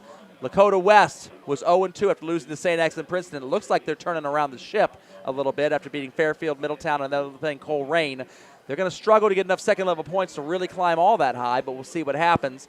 Elder plays St. Xavier of Kentucky tonight. Louisville, Kentucky, that is. So another opportunity. Elder lost to St. Edwards last week by 1 point on a field goal on the last play of the game on Saturday afternoon at the pit. That would have catapulted the Panthers up much higher in these standings. And look at Middletown. Middletown at 2-2. They're on the 9 line right now. That's kind of nice for the Minis. You don't normally see them that high. Good for them. Good for them. Division 3, Region 12. There's 28 teams in this region. How do they do this? That Baden has 28 teams in their region, and Jackson, also Division 3, only has 22 teams in their region. I guess it really doesn't matter how much crap you have at the bottom. You look at West Carrollton and Thurgood Marshall, Greenville, Lima, Shawnee. None of them have won a game yet. Franklin leading at halftime against Carlisle, looking to get off the schneid there. Baden has got Big Red Hughes. That's not going to be worth a ton of points for them tonight. Roger Bacon was getting absolutely drubbed by McNicholas last I saw, but that's not a huge deal. You got a score that's of interest in Northern Ohio right there. We talked about St. Edwards a second ago. Yeah, so the game of the week so far this year is or the game of the week so far this year. The game of the week this year, that's right. The game of the year so far. How about Cleveland St. Ed's taking on the Massillon Washington Tigers, and it looks like just in the second half, Massillon has gone up 15-6 on the Eagles. Massillon Washington, of course, in the middle of playing their 7 straight home games to start the season. Hey, I mean, if you've been to Massillon Paul Brown Tiger Stadium, you've seen some of the cream of the crop. Looks like Hughes has scored, by the way, so Baden is only up 28-12 right now in the third quarter over Big Red Hughes, but probably not much difficulty there. You look at Trotwood Madison. That team, after losing to Winton Woods in week 1, has beaten Kettering, Fairmont, Springfield, and Alter. Hello. It's a team that has continuously improved as the season has gone. Jay Douglas, their coach, really knows what he's doing. He was the coach at Huber Heights Wayne for a while. And they've got Withrow tonight, so that'll be 19 more points for Trotwood Madison as they try to chase down Baden. Here's going to be the problem, though. What happens after they play Withrow? Look at the rest of their schedule for Trotwood Madison. Well, Belmont. They did win their first game. I've not updated that since last night. So they'll be worth something at least next week, but not much. Ponitz Tech, worth nothing. Dunbar's got 1 win. Meadowdale's got one win. And Thurgood Marshall in week 10. Their last 5 opponents entered this weekend with a combined record of 2 wins and 13 losses. Not good. So Trotwood Madison, try to get those points against Withrow if you can. You will not be catching Baden. And you'll probably be passed by Mount Healthy, maybe Elida, maybe Wilmington, maybe CJ behind you. Not because you're not good enough, but because the schedule is so ridiculously weak in that Dayton Public School League. The last 5 weeks of the season are going to be just dreadful for Trotwood Madison and trying to obtain any second-level points. Not seen Mount Healthy and Fenwick. That's a really big game tonight as well for some of the smaller schools in Division 3, Division 4. Fenwick's were 22.5 points for Mount Healthy, and Baden will play them next week at homecoming over at Kumler Field. Elida, by the way, on the 4 line, they are 4-0, trying to roll through the Western Buckeye League. They've got Salina in week 6, Defiance in week 7, and then Wapak in week 8. That's going to be a brutal stretch for the Bulldogs. We'll see if they're able to kind of be fool's gold or if they're able to tread water and keep up there. And you see Wilmington on the 5 line, who beat Ross last week. If Ross can come back and win this game, Wilmington will get 5.5 more second-level points.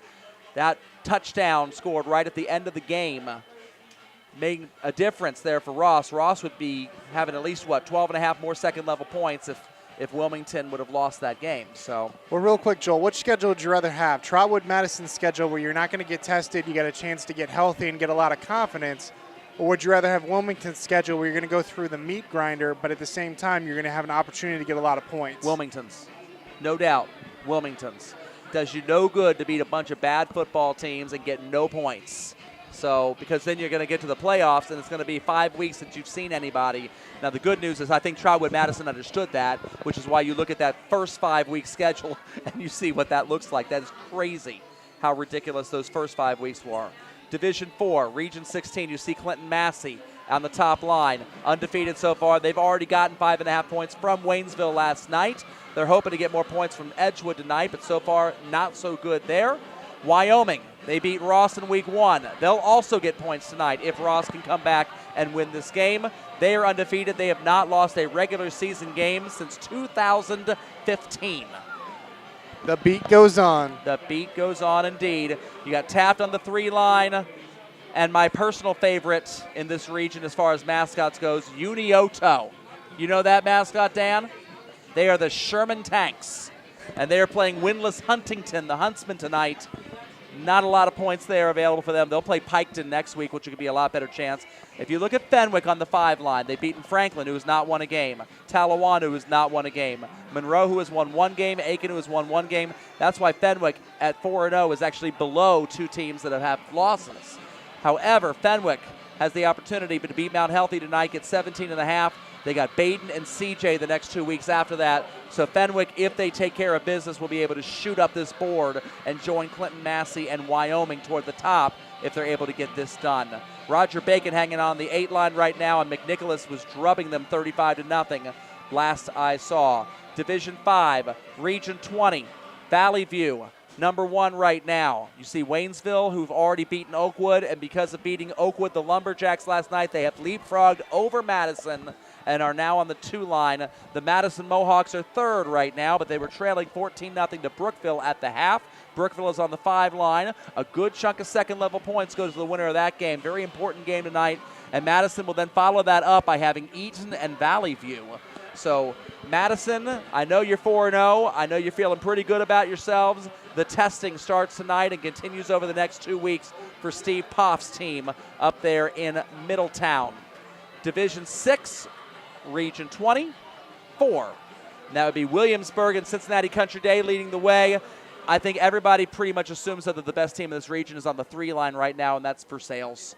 Versailles is playing Parkway tonight. We're not going to find out much about Versailles tonight. It's going to be week 6 against Marion Local that we're going to find out just how good Versailles is or is not. Everybody's looking at Division 6, thinking it's a little down and thinking maybe Versailles and Kirtland might be the state final this year.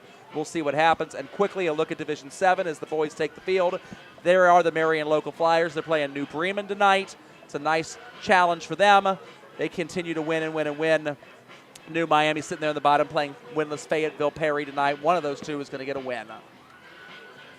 As the House of Pain plays, so far it has been a bit of a house of pain for Ross in the first half of this game. Dan, what does Ross need to do better in the second half? Ball security would be 1. They yeah. need to force a couple turnovers 2. They need to make the most of their scoring opportunities 3. And they might want to surprise onside kick or something here. You've got to do something to send Jackson and, more importantly, your team a message, hey, we can win this football game. Well, it looks like they're going to kick it off deep here. They're Much looking better deep. kickoff. Yes, Cade Wolford, who had an 87-yard kickoff return for a touchdown last week, and is not going to have it this week. Not there. Good coverage down the field for the Ross Rams. It looks like that's number 14, Lucas Kunkel, who caught the long pass for Ross right before the half. That wraps up and makes the tackle there, and Braden Baston as well in on that stop for the Ross Rams. So Jackson is going to have their worst starting field position of the night by far as they begin this drive at the 21-yard line. Joel Sackenheim, Dan Conway, glad you chose to join your Friday evening with us here on the Butler County High School Sports Report. It's 24-7 in favor of the Ironmen here in Jackson, Ohio. Beautiful hill country in southeastern Ohio. Man goes in motion. It's a fake to Broerman. Instead, Wolford is going to keep this himself. Actually, is that not Wolford? That looks like that actually might be number 6. No, it is Wolford. It is Bodie Wolford, the sophomore quarterback, on a straight running play using Broerman as a fake. And so he's going to pick up about 5 yards, scamper out of bounds, and set up about a 2nd and 4, 2nd and 5 for the Ironmen. Really well strung out by the Ross defense. Well coached, even if they're struggling with field position. This group has been resilient and has fought back. They've shifted from the 5-3 into more, or 5. Well, no, they're back in the 5-2 as soon as I say they shifted. I formation, double tight ends, triple tight end. Handoff goes up the middle to Cade Wolford. And Cade Wolford's going to have enough for a first down. Big tackle there by Braden Baston. Coming in off the edge hard. Number 7 making a good play. Now we got a first down, though, for Jackson. It's got to be difficult for Ross's defense seeing so many different formations with Jackson. You can't really get much of a read off of it. And again, it's not like you play these guys every year. No, yeah, 46 formations, what the coach talked about. Andy Hall knows what he's doing. He's going to run some misdirection and some counters to try to really get this Ross defense going. Toss sweep, Cade Wolford. Again, Wrapped up. strung out big time, and it looked like you had the star linebacker, number 33, Derek Rack. It looked like the man who made the play. Nope, it was number 20. How about Peter Hinkle, the junior lineman in the play? I'm going to correct myself. Nolan Johnson actually on the carry there, number 6, not number 8 in the backfield for Jackson. Second down and 13. A nice loss there for the Ross Ram defense. Tackle for loss, trying to force Jackson to give up the ball. And if I had Danny Vogt with me, you've not met Dan Vogt, my cousin, yet, who also calls some of these games with me. He's big into clock, as I am, too. It's never too early to start thinking about clock management. To get tackled inbounds rather than out of bounds, shorten the game, you're up by 17 points. Long throw. Beautiful throw. Man coverage. Oh. Almost high-pointed by Eli Ray. In coverage was Braden Baston. He had pretty good position to the inside. Ray out-jumped him, but I think Baston might have got a hand in there in between to just barely break that ball up. Let's just give a lot of credit there to the quarterback. You got a really nice arm there, Bodie. Good throw. You put it on a good spot where your receiver could make a play. We're good. We're good. Knocking things down up here in the press box. Why not? So we've got a third down and 13 situation as Jackson has taken their sweet time getting out of the huddle. This is the longest I've seen them take to get out of the huddle all night long. They got to get it off quick. They did do. get the ball off. It's going to be a long throw. No, it's going to be a scramble, it looks like. Bodie Wolford is going to go ahead and it looks like take he's it. got the yardage for the first down. He makes. Are they going to have it, or is it going to be a half yard short, Dan? I'm looking at that line judge there on the side, and I think he, depending on the right foot spot, left foot spot, he might be a half a yard short. They may even measure this. They've got fourth down on the marker there. Bodie with a really nice play there in open space. He made number 42, senior Austin Ferris, miss. There was help on the way for the Rams defense. Looks like it's going to be just short, but we're going to see a big boy offensive line, big tight ends, and a lineman coming out there. And number 5, Bodie Wolford, is going to be handing it off here to somebody. You know, short conventional distance. wisdom here says punt the ball, you're up by 17 points, but I love an aggressive play call. I formation, triple tight end, quarterback sneak, Bodie Wolford. He's got it. Oh, He's yeah. got it. Oh, yeah. He only needed a half yard. He got a yard. Ball out to the 42-yard line and a first down for the Ironmen. So far, the Ironmen have not done anything wrong offensively other than commit penalties. They've only stopped themselves. It's 24-7, and outside of two penalty, and there's a penalty, sideline warning. Speaking of which, yes, we have a sideline warning. First one is not a penalty. The second one is. I know that from personal experience. Yes, that came into play in the game I was at last weekend. I was down in Florida visiting out-of-town people. Went to Bishop Moore at Palm Coast for old-fashioned time. And Bishop Moore had a second quarter sideline warning, and then very late in the game, what would have been a fourth down and about 3, a sideline warning cost them and gave up a first down and let Palm Coast beat them. It was very bad timing. Good read option there. Bodie keeps it. Bodie Wolford. It. Great decision right there. He read the veer. That is an option the same way as what Ross runs, but you have a quarterback out of the shotgun. He's going to read it, and then decide to takes it straight upfield. The Ross defense made a play to hold him to only 7 yards, but Bodie with an excellent decision. Second down and 3 for Jackson. The entire playbook is at use here. 2nd and 3 around midfield, and you know your coach is going to go for it on 4th and short. I formation with 2 receivers out to the right. Handoff up the middle to Cade Wolford. Going to cut Cade back, can and make he's a play. loose. He's got room. He's at the 20, the 15, the 10, the 5. Touchdown, Jackson! He is tripped up right there at the goal line, and he finds his way in for a 49-yard touchdown run. Hello. Gotta love the kid's energy and his passion. Got the edge, busted it outside, made a play. Jackson looked really, really good on that possession. You come out and you reestablish momentum. Ross, you're really backed up against the wall, and that 13 pass plays we've seen all season is going to come into play here. It's going to escalate a little bit, you think? Well, they're going to have to if they're going to have a chance. Well, And you're basically going, and the extra point, by the way, is good. You're basically going your weakness against their weakness now at this point in time. You've played your strength against their strength, and it's resulted in 31-7. Ross doesn't want to throw. Jackson does not want to defend the pass. So here you are down by 24. You have the opportunity now if you want to try to open up the playbook. I don't know how many passing plays Ross has in their playbook, but this is kind of desperation mode. This is the time to kind of roll the dice and see what you get. And, you know, Ross, I know you don't want to throw the ball, but you may find more holes in the backside of this Jackson defense than they're pleased to present to you. As was mentioned before, Jackson's defense has been averaging giving up 225 passing yards per game. Obviously, today is going to lower that average quite a bit. Something about playing Ross is it's good for your pass defense stats. It's true. As far as the whole, you got to do something that you don't want to do against something that they don't want to do. Sounds like me with math homework back in the day. Somehow math homework always won. Hey, but the math says this, 31 for Jackson, 7 for Ross. That's a 24-point difference with 8:54 left. Returnable and a kick. low kick.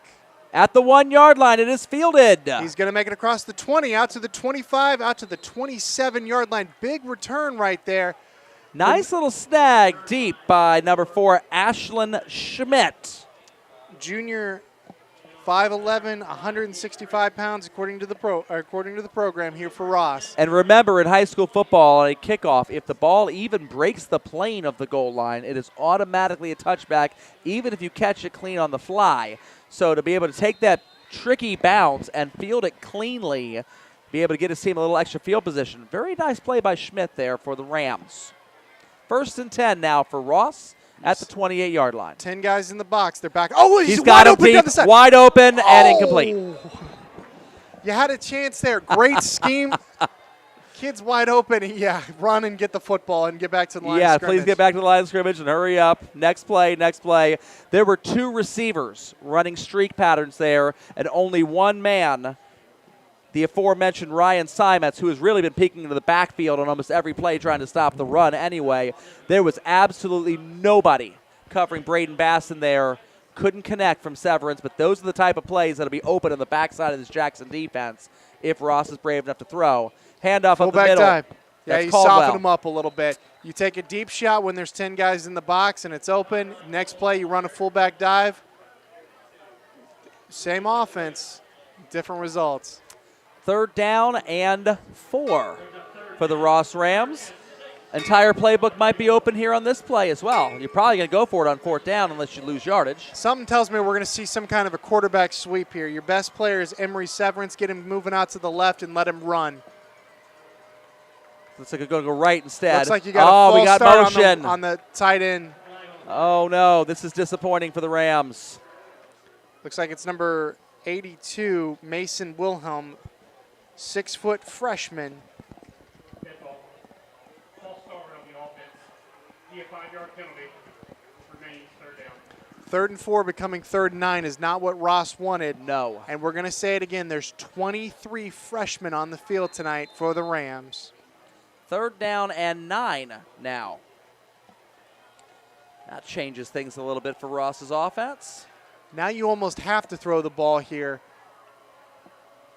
We'll see what they call here. Man goes in motion. And another false start as we have gone from 3rd and 4 to 3rd and 9 to 3rd and 14.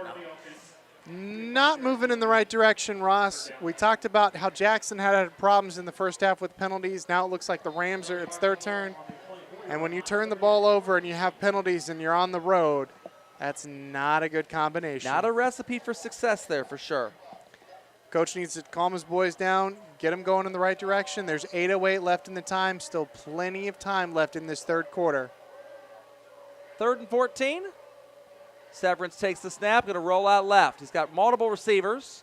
The left-handed passer throws it out of bounds.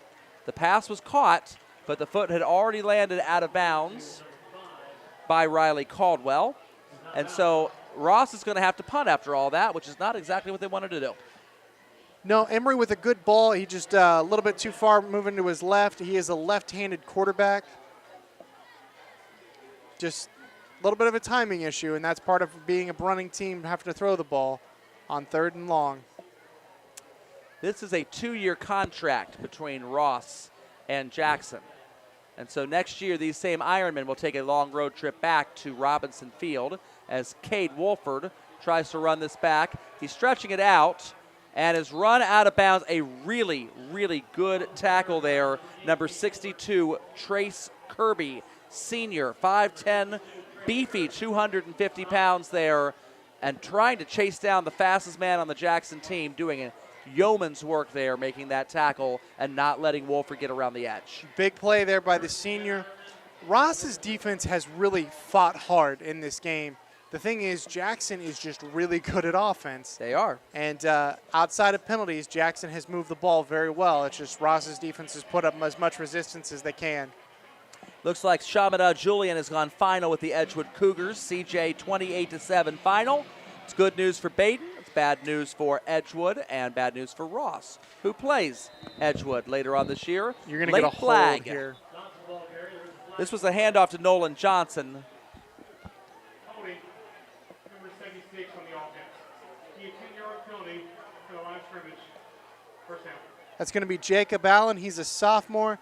We talked to Coach before the game, and Caden Condent, who is the Jackson Ironman starting left tackle, is out with an injury, so they got a backup in there. Looks like the kid made a mistake. That's okay. You'll get some experience. You're a sophomore. You'll learn from it. I want to give a shout out to my dad here, too, doing a great job on the camera, getting referee wonderful camera angles on those penalty calls. Wolford's Misdirection. going to run it. He's looked long. He's got a man wide open. Number 29, it's going to be A.J. Graham, and A.J. Graham just got himself a touchdown, Jackson. Absolutely no problem there. Holy secondary, Batman. He got loose, and absolutely nobody was covering him. I don't know if Ross's defense was fooled by the action on that, a little play action, little roll out to the right, but A.J. Graham was slipping across on a crossing pattern there from the slot receiver and was left uncovered. Beautiful toss and catch for a total gain of 46, more than 46. 50 and another 16 would be 66-yard touchdown catch. That's the second touchdown that Jackson has had from their side of the field. This is an explosive offense no matter where you put it. The kick is up. The kick is over top of the net, over top of the band section, and into the trees. I've seen one high school kicker in my career be able to go over the net like that. He ended up playing for the University of Pittsburgh. And we got a big celebration right here as it looks like Jackson's pretty proud of themselves right now. yeah, you got to wonder if there's some kind of story going on. Maybe the kid's the all-time leading scorer, something like that. But no, they're all hugging A.J. Graham, the tight end. Graham is a senior. We don't have a lot of information about the Jackson program. You got to wonder if it's a situation where he's a backup and he got a time in and they ran a play specifically for him in that situation. You never know on something like this. Here's some fourth quarter scores from the GMC for you. Mason and Fairfield tied at 14. Lakota East and Middletown tied at 14. And how about Hamilton High School has just scored and is now leading Princeton on the road 16-14 in the fourth quarter of that game. RV Crouch and Big Blue trying to go 4-0 in GMC play. If It'd be a huge scalp. Yeah, if you put money on Hamilton going 4-0 to start the season in the GMC, you'd be a rich man right now, just saying. 7.5 minutes left to go in the fourth quarter of play. Third quarter of play. Feels like the fourth quarter of play. It does. Well, keep this in mind. Jackson tacks one more on, and we'll have a running clock. Oh, the dreaded running clock. Gotta Taking love it from inside the one, moving it out. Schmidt Makes is a going to couple get misses, tripped up. Schmidt. And he's out to the 26-yard That line. might be and you Caldwell. got Let's see a flag. Fight going on between Looks number like it is 28 Caldwell and returning that. number 23. Eli Browerman, it looks like, and Andre Gettier.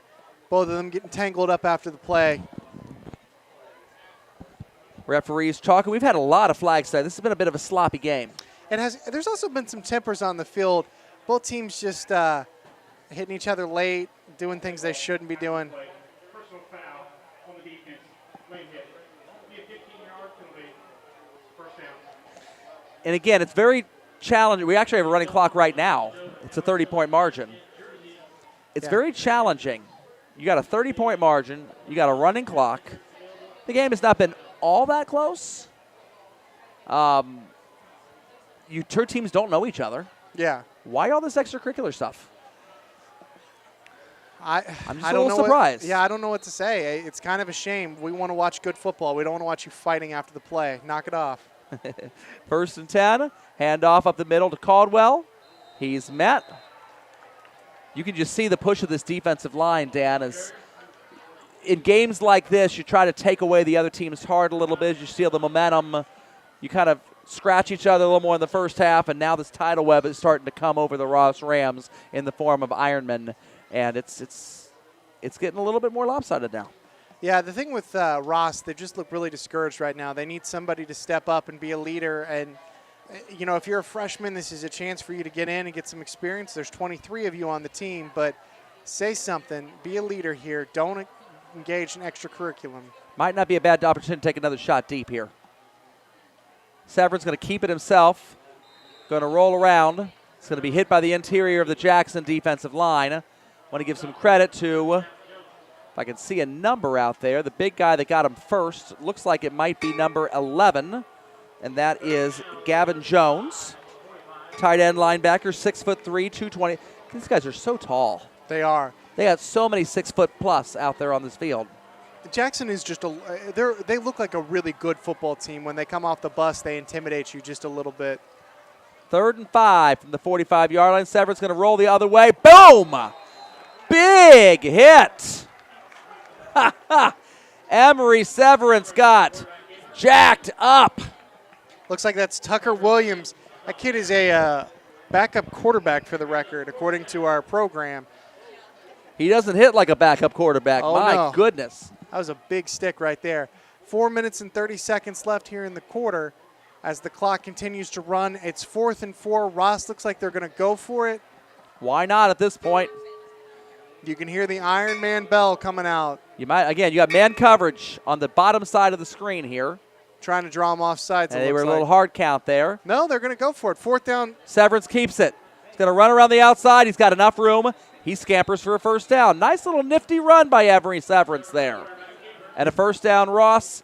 The defensive back, number 20, Eli Ray, wraps him up, but too little too late for Jackson as the Ross Rams, for the second time today, have crossed the midfield stripe and are opposing territory.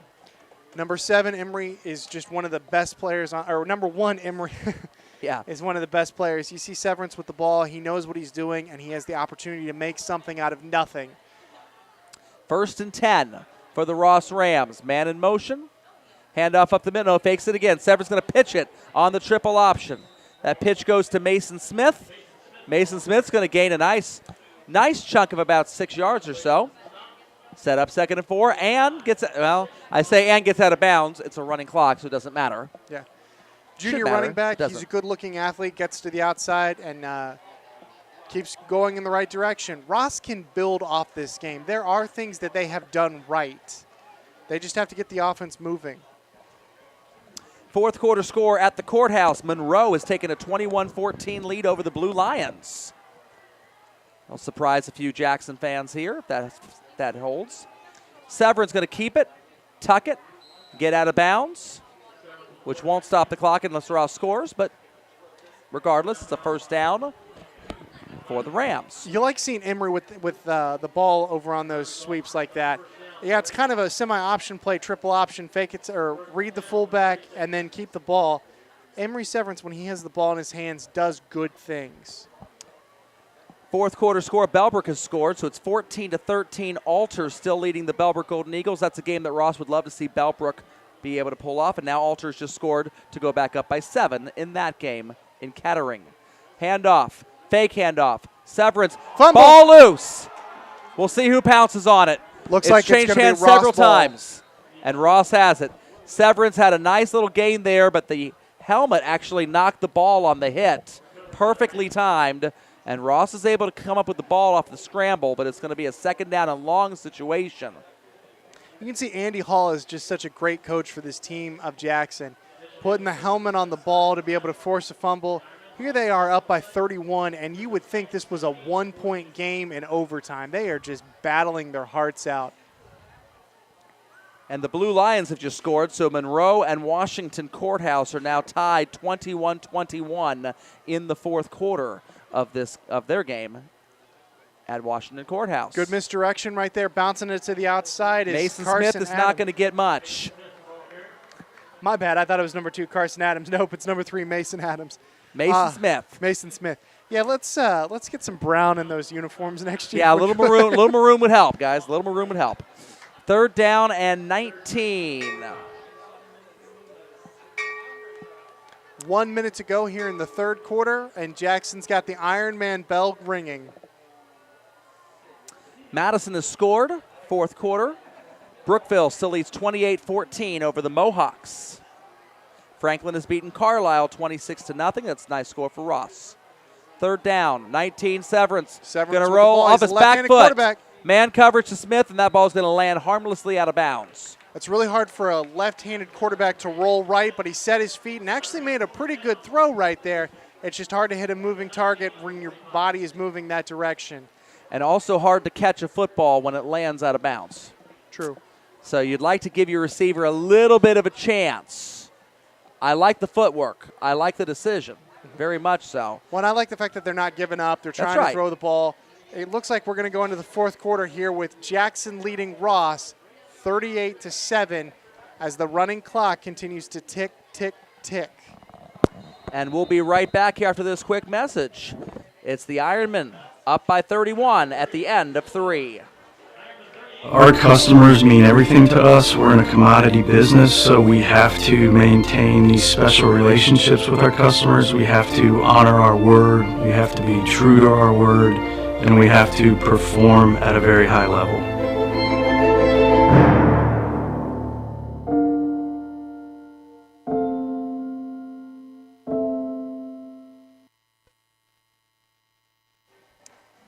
Back at Jackson, getting ready for the fourth quarter of play.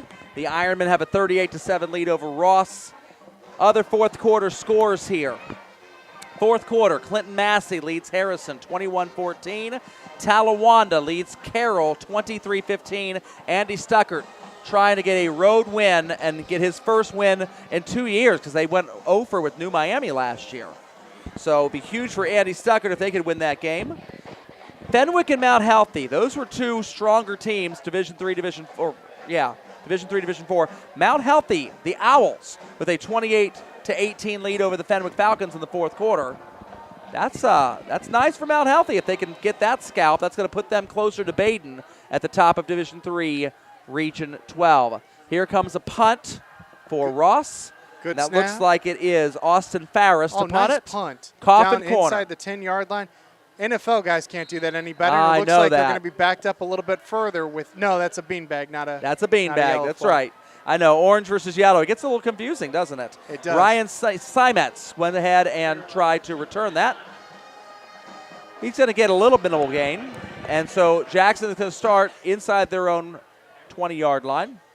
Real quick, 11 foot. Go ahead, Dan. yeah, talking about Jackson, the entire student section is still here. The fan base is here. There's about 100% capacity still in a 38-7 game.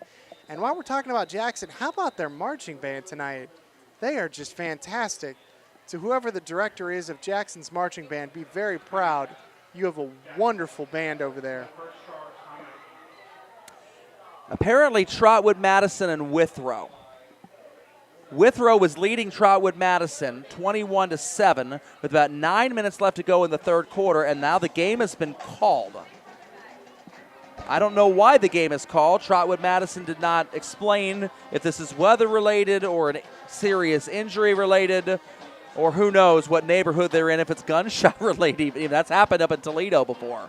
But Withrow and Trotwood Madison, Withrow is going to get credit for a dub, 21-7. That's disappointing for Trotwood because I'm sure they would have loved to have had a better shot. And their schedule will now get insanely easy the rest of the way home. They had 9 minutes left to go in the third quarter when they called that game. So, Speaking of that Toledo shooting, I had the opportunity last year. I was running the chains at a game in Doylestown, Ohio, between Chippewa and between Hockin High School. And the refs, the Hockin Hawks Yeah. and the Chippewa Chips.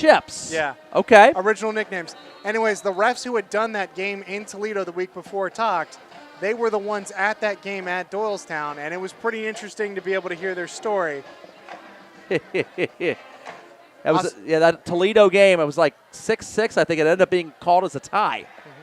It was. Ended up giving half second level points to people doing weird things to the math and Joe Idle's standings. Handoff goes up the middle. And it looks like Jackson still has all their starters out there right now with a 31-point lead. Let them get some work in. Speaking of Northeastern Ohio football, Massillon, Washington 15, Cleveland St. Ed's 6. Big win right there for the Tigers if they can hold on. 9-point lead, fourth quarter. Fenwick has just scored, and so Mount Healthy has a 28-25 lead in the fourth quarter over the Falcons. Here's a final score that will surprise maybe some of the Jackson people from Division III, Region 11. Bishop Watterson defeats Chardon tonight, 14-10. Hello, break out the Eagles. Second down and 3. Power play going in motion is Nolan Johnson. the right guard. Runs it out of bounds. So, yes, Jackson started tonight as 6th place in Division III, Region 11. Watterson is not going to be dropping down anytime soon with that victory over Chardon. The Hilltoppers. Good to see fundamental football. The offensive lineman pulled on the power play. You got to love it. You take a right foot step behind the center. He takes a step and blocks your man. You come around and have a free run at some linebacker. That's always the lineman's favorite play. Baden game has just gone final. Baden Rams 49-12 with Big Red Hughes. Never really in doubt there at Virgil Schwarm tonight. They'll remain on top, Division III, Region 12. Handoff goes up the middle. Counterplay, touchdown. Nolan Nope. Johnson, you called it. Dan, Question you is, called it. Can he beat number 35 to the end zone? It looks like Oh, he he's is. got the speed. 44-7, Jackson with the touchdown. And that touchdown, 68 yards in length. Not a problem.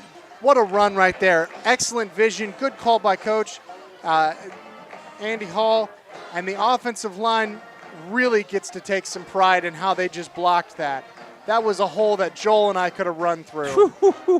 We wouldn't have scored the touchdown, but Might not have had the breakaway speed. I did back when I was their age, but I mean, unless someone was chasing me, but I guess, it'd have to be a scarier situation than a Ross DB. all right. 9:03 remaining in the fourth quarter. Low Bad snap. snap. And a tackle. And you kind of look at the holder and hope he's okay, and he is. He gets up. All right. That's C.J. number- Crabtree yeah, the getting up. freshman. And that looked like it hurt. Ouch. 44-7. Ironmen. With a minute and 58 left to play. Hamilton still leading Princeton, 16-14. Wow. And the Big Blue have the ball. I don't know if Princeton has any timeouts left or not, but Chris Vogt in the report tweeting that from Mancuso Field. Chris got to drive about, 20 minutes to go to that game tonight. We had to drive about 2 hours to get out of here tonight. Yeah, but it was definitely worth it. You get to see yes. the beautiful area of Jackson. Not to mention, Joel and I are discussing theology. We were discussing theology on the way out here. There's no doubt about that. And those are always fun discussions. We actually put Maybe his the dad most to important sleep. discussions, right? Yeah, we put his dad to sleep. That's how Yeah, we did put Dad to sleep, yes. The 65-year-old is alert, though. He's done a very nice job on camera tonight. He's been very active. I've seen it on the screen here. It's a lot of good zoom-in action, a lot of good referee highlights. It's been good. So 44 for Jackson, 7 here for Ross with 9:03 left here in the fourth quarter. It is a running clock, so as soon as this ball is kicked, we'll be running and going. It'll be interesting to see if we can have a kickoff return or if number 4, Ethan Crabtree, will get another touchback. The last two have come up short. This one's not. No. What a kick right there. Well, that's what happens when a low snap and he doesn't get to kick his extra point. I think that young man's got a leg where he could play in college. There needs to be some college coach finding out. Yes, hey, please. Look at Crabtree. Here's a final score that Jackson will love. They're going to throw up in their mouth when they hear it. They're going to love it. Wheelersburg 35, Lucasville Valley nothing. So some second-level points there. 4 more second-level points for the Ironmen. Remember, anytime you beat somebody and then they win another game, you get second-level points. So I know it's a rival, but you want them to win. 2 wide receivers out here for Ross. Normally they've been running up 1. Quick pass out. I like the call. Get some confidence for your quarterback, and Emory puts the ball where it needs to go. Completed pass, and Ross has probably attempted as many passes tonight as they have in their first 4 games combined. It's going to be a 2nd down and 3 now.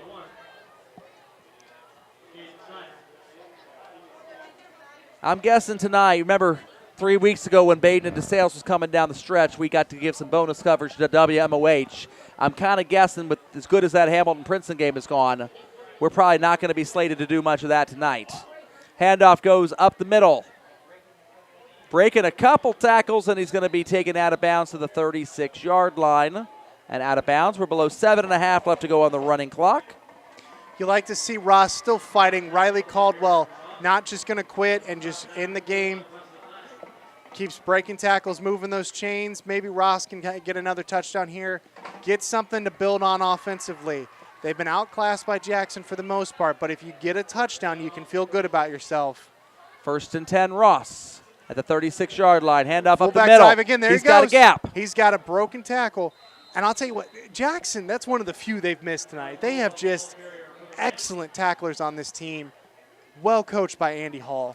Yeah, not on that play, but you're right. All in all night long, especially after you've just had to play Western Brown last week, who does not believe in running backs and have that 5-receiver spread going all over the place. My goodness, very tough. And what a good preparation for playoff football when you don't know who's coming from week to week and you got to be able to adapt your defense very quickly. Mm-hmm. Severin's going to keep it. Oh, here we go. Around He's got the outside. Run. Tries to tuck it up. Very close to a face mask on the play, but no flag. And finally wrapped up by number 16, C.J. Crabtree. Backup quarterback getting his name called again. Something about these Jackson backup quarterbacks, they hit hard. Final score from Colerain. It was the same score at halftime, 38-7. Lakota West. Tom Bolden and crew beating his old team. Go ahead. 3-man front here for Jackson. 1st and 10. We've got some motion going. And again, Severance is going to keep it. Pitches it now finally to Mason Smith. And he's wrapped up at a very nice gain of about 7 or 8 yards. Jackson's second-string defense is out here right now as well. Yes. 5 minutes and about 30 left. Good to see Ross moving the football here. Jackson, it's good to see some of their backups in the game unloading their bench. 2nd down and 3 for the Rams. Down below 5.5 now remaining here in the 4th quarter of play. Handoff again up the middle. This is number 27, Charlie Armstrong. Armstrong is going to be having a 1st down. Young freshman tailback, good to see him. And it looks like we got a final in that Mason-Fairfield game. Yeah, as you see it on the bottom of our screen here, Mason 21-14 over Fairfield at Fairfield Alumni Stadium. And at Barnett Stadium, the Middletown Middies are now 3-2 as John Kitna does not get his first win as a varsity head coach. 21-14 identical score there for the Middies of Coach Simpson. His first couple years in Cincinnati were rough, but they ended pretty well. Yeah, Kitna will figure it out. I have no doubt. Down to the 20-yard line, 2nd down and 3 now for Ross. 4 minutes and 30 seconds left here for Jackson on the clock. Try to put a little double digits in action there as best as they can. It's always good to be able to finish a game with a touchdown, just something to feel good about. Yeah, you got a long bus ride back home, but you know what? It's okay if you can get a score here. 3rd quarter, Moeller leading St. Xavier 17-3. Okay. Maybe Apparently those they Indiana boys toughened them up a little bit. Yeah, just play Ohio teams. Emory Severance with a really nice run right there, lowering the shoulder. Well done. Big tackle by number 21, Wesley Clegg. Wesley is a sophomore backup in there for Jackson, making a really nice tackle. And we have gone to less than 4 minutes to go. First down and 10 inside the Jackson red zone. And they're adding some more linemen in there with number 62 coming into the game, Grant Crossier. He is a sophomore D tackle. First and 10. Rams man in motion. Fullback Trap to the dive. fullback. Going to gain some yardage there. Second down and 7. Here you go, Dan, from your hometown of Lebanon. The Loveland Tigers leading 31-24 in the fourth quarter. To me, that's kind of a surprise. Lebanon does not have a true rival. I mean, Springboro, they would like it to be, but whoever it is. This week when I was around town, I saw some Beat Loveland shirts. So that's a kind of a big loss for the Warriors. If they lose, still Yeah, fourth sure. quarter. Oh, Still okay. fourth I quarter. thought it was over. I'm sorry. Not over yet. All right. There's That still lady time. has not sung yet in Lebanon. Hand off. Offside. All right, here we go. Touchdown. Easily. Never got even touched until he was in the end zone. Was that Riley Caldwell, number 5? It was Riley Caldwell, number 5. That's really good to see Ross continue the fight. There's less than 3 minutes to go in the game. 44-14 if they can make an extra point here. The snapping on the long snapping for Jackson was off last time. Let's see if Ross can be able to fix it here. 2:28 remaining. The clock shouldn't be running at this point, should it? That's a running clock. They're trying to get them home before the kids have to be out on that bus too late. And the extra point is good. So 44 for Jackson, 14 for Ross. 2:23 left here in the fourth quarter as the Rams are going to be kicking off, going from our right to our left. Hillsborough has beaten East Clinton 32-12. That's a nice score for Jackson because Jackson plays Hillsborough coming up in about 3 weeks. So Hillsborough will have at least 2 wins. They'll have a couple more opportunities in conference play to get that as well. I think McLean has gone final as well. Let's see if I can find a McLean and CHCA score, because that would be another game that the people from Jackson would like to see as far as Greenfield McLean. That is their opponent that they're going to play in week 9. So, Joel, you and I have talked a little bit about how good this Jackson team, and you even said the phrase, this is someone that Baden could see later in the playoffs. Do you believe that this Jackson team could win a state championship based on how we've seen them play tonight? Well, they look very, very good. The hardest thing I'm going to say about this for Jackson is look at the region and the other teams around you. Jackson's good. There's no doubt about that. Talented. Their running back, excellent. You've got Granville to deal with, and they know all about Granville. You got Bloom Carroll, who was in the state championship last year, to deal with. Yep. Bishop Watterson has just beaten Chardon tonight, so break out Bishop Watterson. They were number 2 in the region. They may rise to number 1. There's going to be a lot of competition. That Division III Region 11 is going to be a fun playoff bracket to watch. Bloodbath. You get the opportunity to play in something like that. Bounce kick, really, really well fielded, and Gorman. then he goes down. Buddy, I was setting you up for a touchdown return. That's number 38 or number 36, Bryce Delaney. He's a junior running back, fielded it, and then probably made the smart play to go straight down. The clock is running. There's less than 2 minutes to go. This should be everybody's favorite formation in football. Victory formation coming up. Yep. Let's get ready to sing the fight song, Jackson. The game's over. Take a knee. Oh, nope. They got backup quarterback number 16, C.J. Crabtree, in there. Ross, here's a score you won't love. Alter finishes off Bellbrook 20-13 at Roush Stadium. So no second-level points there. If Ross beats Bellbrook later on this year, they play them week 10. Good win there for Alter. Yeah, for Alter. Oh, yeah. For the Knights. Oh, yeah. Well, Alter's only 3-2. They've been sputtering a little bit. So it's kind of interesting to see. Baden and Alter, I think Alter beat them 22 straight times over a 19-year span. And now Baden has become Alter. They're the team that is feared in Division III Region 12. And Yeah. Alter's just kind of punching around and trying to hang on there as best as you can. Less than a minute to go here. Jackson going to hand it off down the middle, and it's another big run. Oh, he's loose.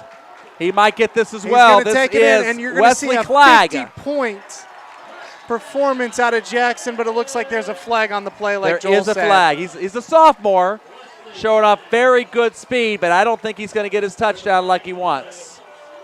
It's way upfield. Well, here's the thing is, this Jackson crowd has stayed throughout. It's still probably 90% full. Not a lot of people have left, and there were quite a few boos on the refs, even though we don't know what the call is as of now. Looks like Hamilton High punted to Princeton with 1:02 left in the game. Princeton is trying to drive down the field. I'm sure they don't have any timeouts left in that game. So we'll see if we can keep getting updates there as Chris Vogt and Skip Weaver keep pounding out stuff on Twitter. That's been the game of the night. WMOH has had the radio rights for that tonight, so good for Jason Earhart and Joe Cole there at Mancuso Field. After the penalty, it's 10 yards from the spot of the foul. So it's going to be 2nd and 1, and Jackson could take a knee here if they want to. They could. In the Massillon-St. Ed's game, the game of the week so far, Massillon, it just went final, has won 15-13 for the second consecutive year, knocking off one of the big Cleveland parochial schools. 15-13, Tigers knock off the Eagles. That is going to be the last play of this game. The Jackson Ironmen are going to knock off the Ross Rams.